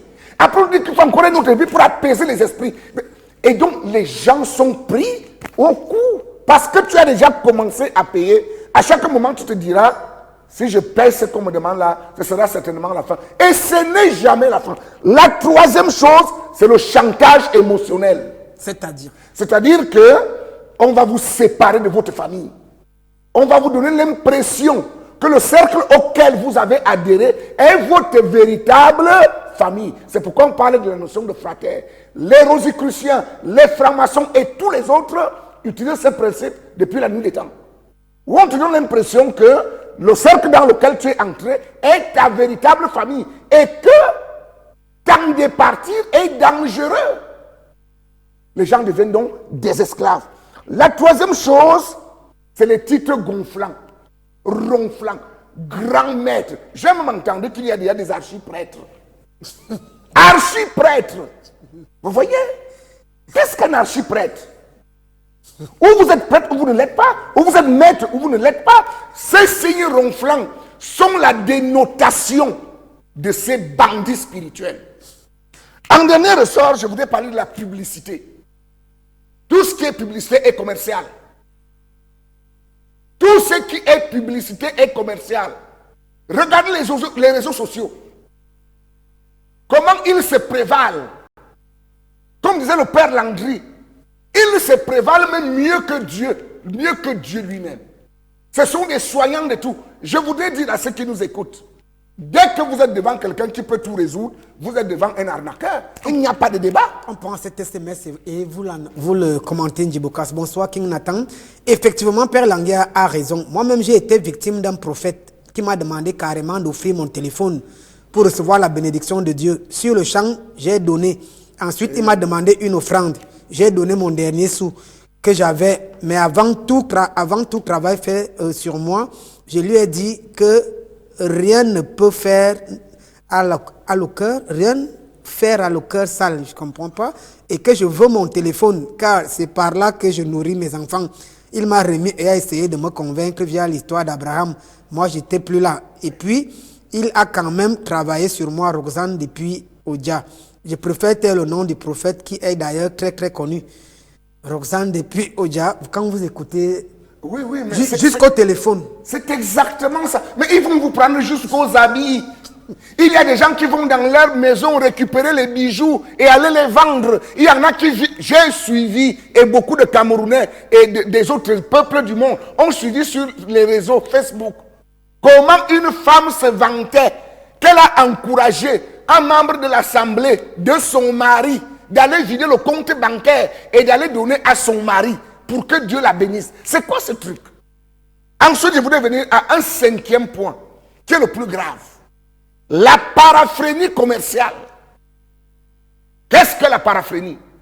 La paraphrénie, c'est la capacité de croire à des êtres imaginaires, de se fier à des êtres imaginaires. Or, justement, lorsque vous êtes devant un gourou, devant un escroc, il gère une quantité d'individus dont lui seul a la connaissance. Qu'elle m'a dit que, le Seigneur me dit que, je continue à dire, le Seigneur ne peut pas avoir peur de moi pour me dire que je suis un bandit. Si tant est qu'il y a un Seigneur, pourquoi c'est à toi qu'il va le dire, il ne me le dit pas à moi-même? Et donc vous comprenez que la deuxième question que vous posez, c'est pourquoi ce stress? Ce stress, c'est parce que nous ne savons pas qui nous sommes. Voilà la clé du problème. Les humains ne savent pas qui ils sont.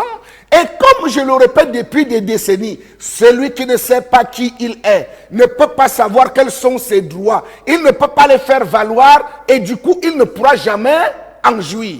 Or, la majorité des individus pensent qu'ils sont ce que nous appelons le corps physique.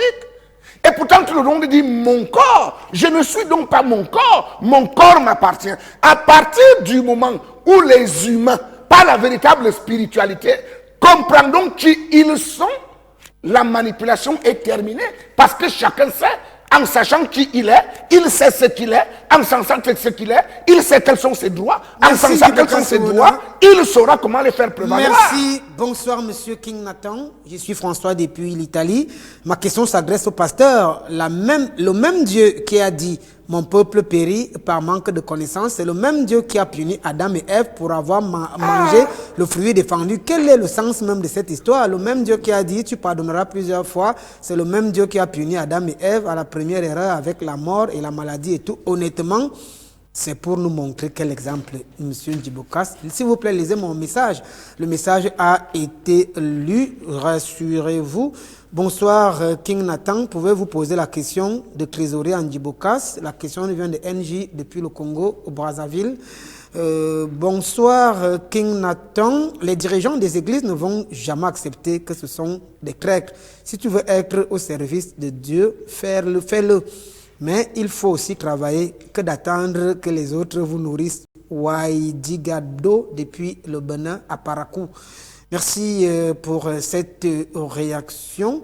Place à la lecture des SMS. Bonsoir King Nathan. Comment donc faire pour distinguer le bon du vrai spiritualiste? Fabien depuis Douala. La semaine prochaine, rassurez-vous, on va s'appesantir sur cette question. Bonsoir Matthieu chapitre 12 verset 31. C'est pourquoi je vous dis, tout péché et tout blasphème sera pardonné aux hommes.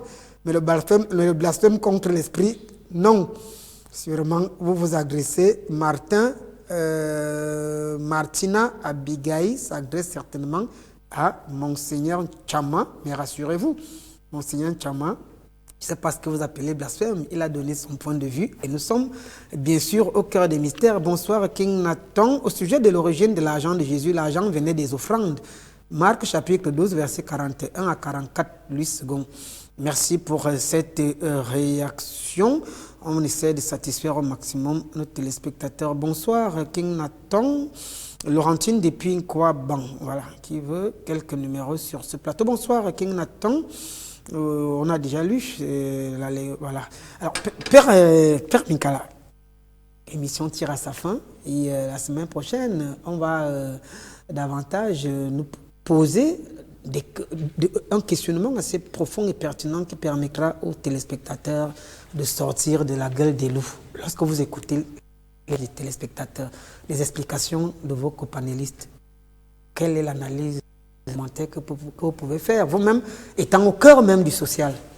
Je voudrais revenir sur quelques petites choses en ce qui concerne la trésorerie. Vous savez, lorsque vous lisez l'évangile de verset 11, vous vous rendez compte que les mages ont apporté 3 cadeaux à Jésus. Lorsqu'on vous donne des cadeaux à votre naissance, c'est qu'on veut faire de vous un homme riche d'abord. Et parmi ces cadeaux, il y a alors, ça renvoie à la royauté. Un roi ne doit pas être pauvre dans toutes les cultures du monde. Donc, c'est tout à fait normal que Jésus ait des richesses. Et que c'est tout à fait normal que ces richesses-là soient administrées par un trésorier. Alors, si nous allons également dans l'évangile de Luc, chapitre 7, du verset 36 au verset 37, vous allez vous rendre compte qu'une femme est venu nettoyer des pieds de Jésus avec un parfum de très grande valeur. Ça veut dire que Jésus recevait beaucoup de dons. C'était tout à fait normal qu'il ait. Par rapport à ce que Ndjibokas a dit, il y a aussi, je voudrais ajouter, il a parlé de beaucoup de signes qui montrent que ici vous avez un anarcheur, un escroc moral. Et beaucoup plus, je veux souligner cette dimension-là d'escroquerie morale. Lorsque quelqu'un vous dit que j'ai été d'abord ici dans ce monde il y a 2 siècles, mais c'est une parole impressionnante. C'est ce qu'on appelle de l'escroquerie morale. Vous parlez de philosophe? Mes chers amis, mais, suivez mon regard. Alors, il vous dit que j'ai été à l'Himalaya, on a écrit telle chose, on a remis à Elena Blavatsky pour qu'elle publie. C'est ce qu'on appelle des paroles d'escroquerie morale. Ce sont des escrocs moraux. Donc, il y a aussi cette dimension-là qu'on escroque les gens intellectuellement. Il y a l'escroquerie spirituelle. Il y a l'escroquerie qui relève de leur sagacité intellectuelle. Ils ont des paroles, par exemple, la fois passée, voilà quelqu'un qui est en train de dire que sauvez-moi, c'est moi, il est sur le fleuve. Nous sommes ici dans cette salle. Lorsque vous le dites à Mondo Vision... Peut-être qu'il a des visions que vous ne pouvez pas voir. Monsieur Nathan, vous pouvez me laisser parler? Allez-y. Alors, lorsque vous le dites à Mondo Vision, vous vous attirez des suffrages outre mesure, les gens s'intéressent à vous, ils disent non, je veux le rencontrer, je veux le côtoyer, je crois qu'il peut résoudre mes problèmes. Et c'est comme ça qu'on capte des esprits faibles.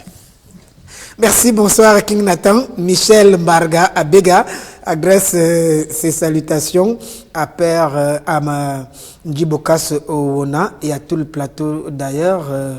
Bonsoir au caporal Charengaput et à Joseph Marie depuis le Sénégal à Dakar, qui souhaite avoir d'amples explications sur le programme qu'elle rencontre, qu'elle regarde pour la toute première fois.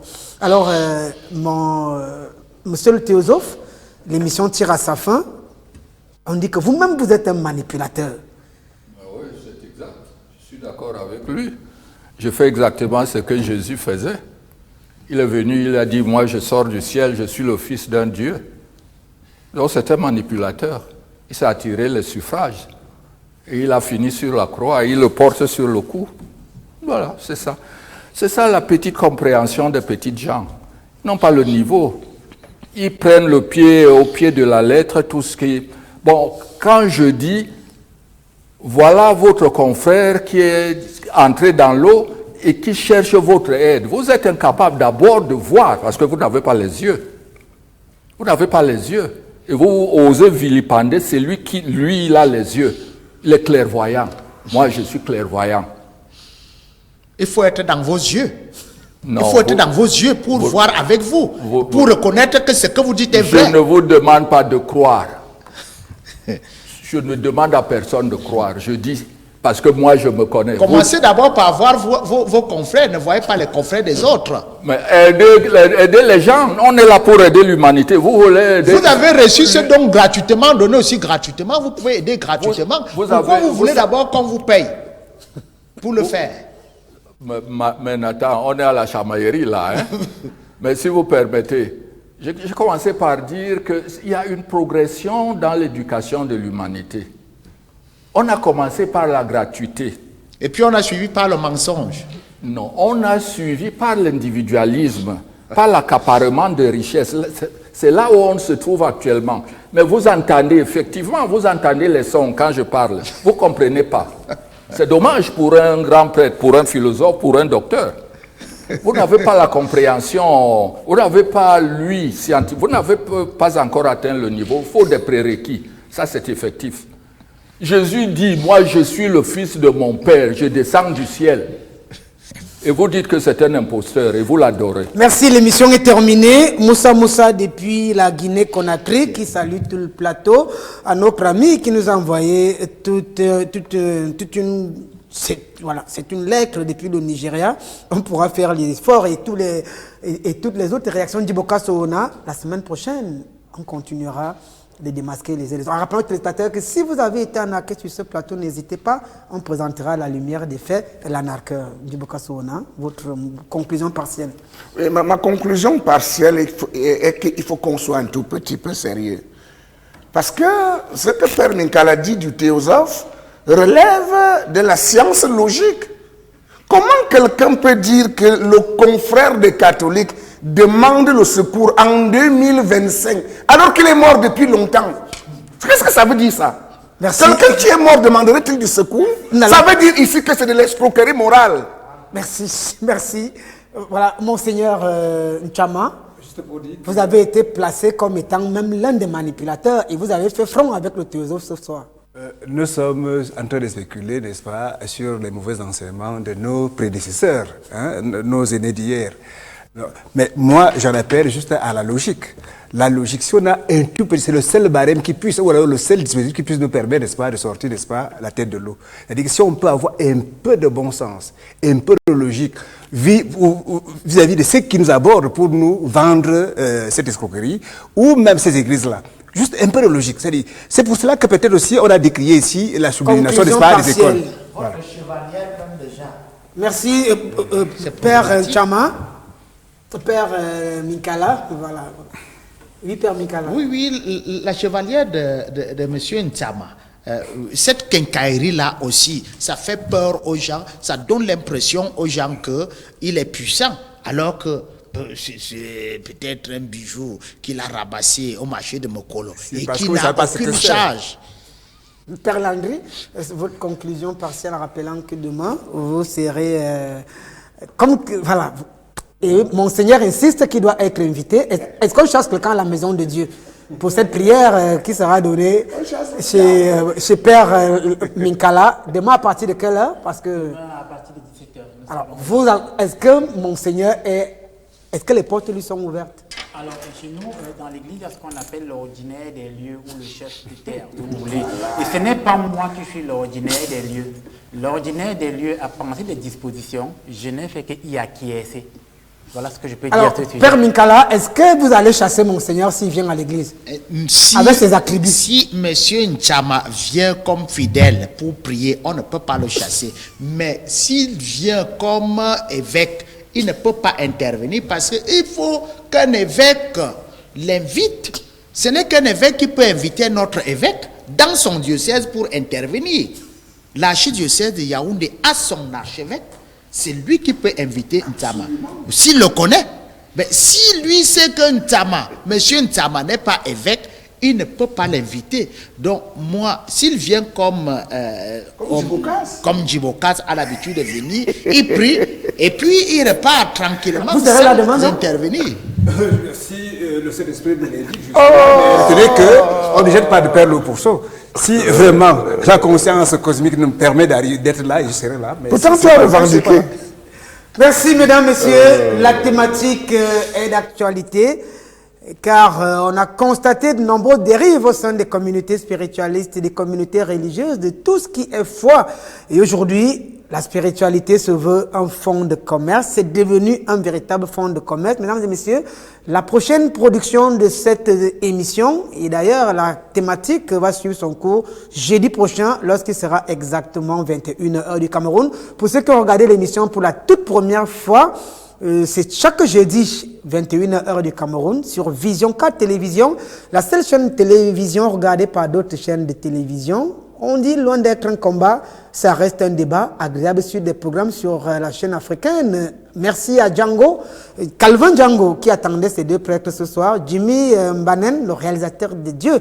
On vous dit certainement les prochaines productions seront les meilleurs fidèles téléspectateurs. Il y a eu des gros adverses ici du côté du Cameroun et Yaoundé. Peut-être ce qui peut justifier un certain nombre de choses que vous avez constatées tout au long de l'émission.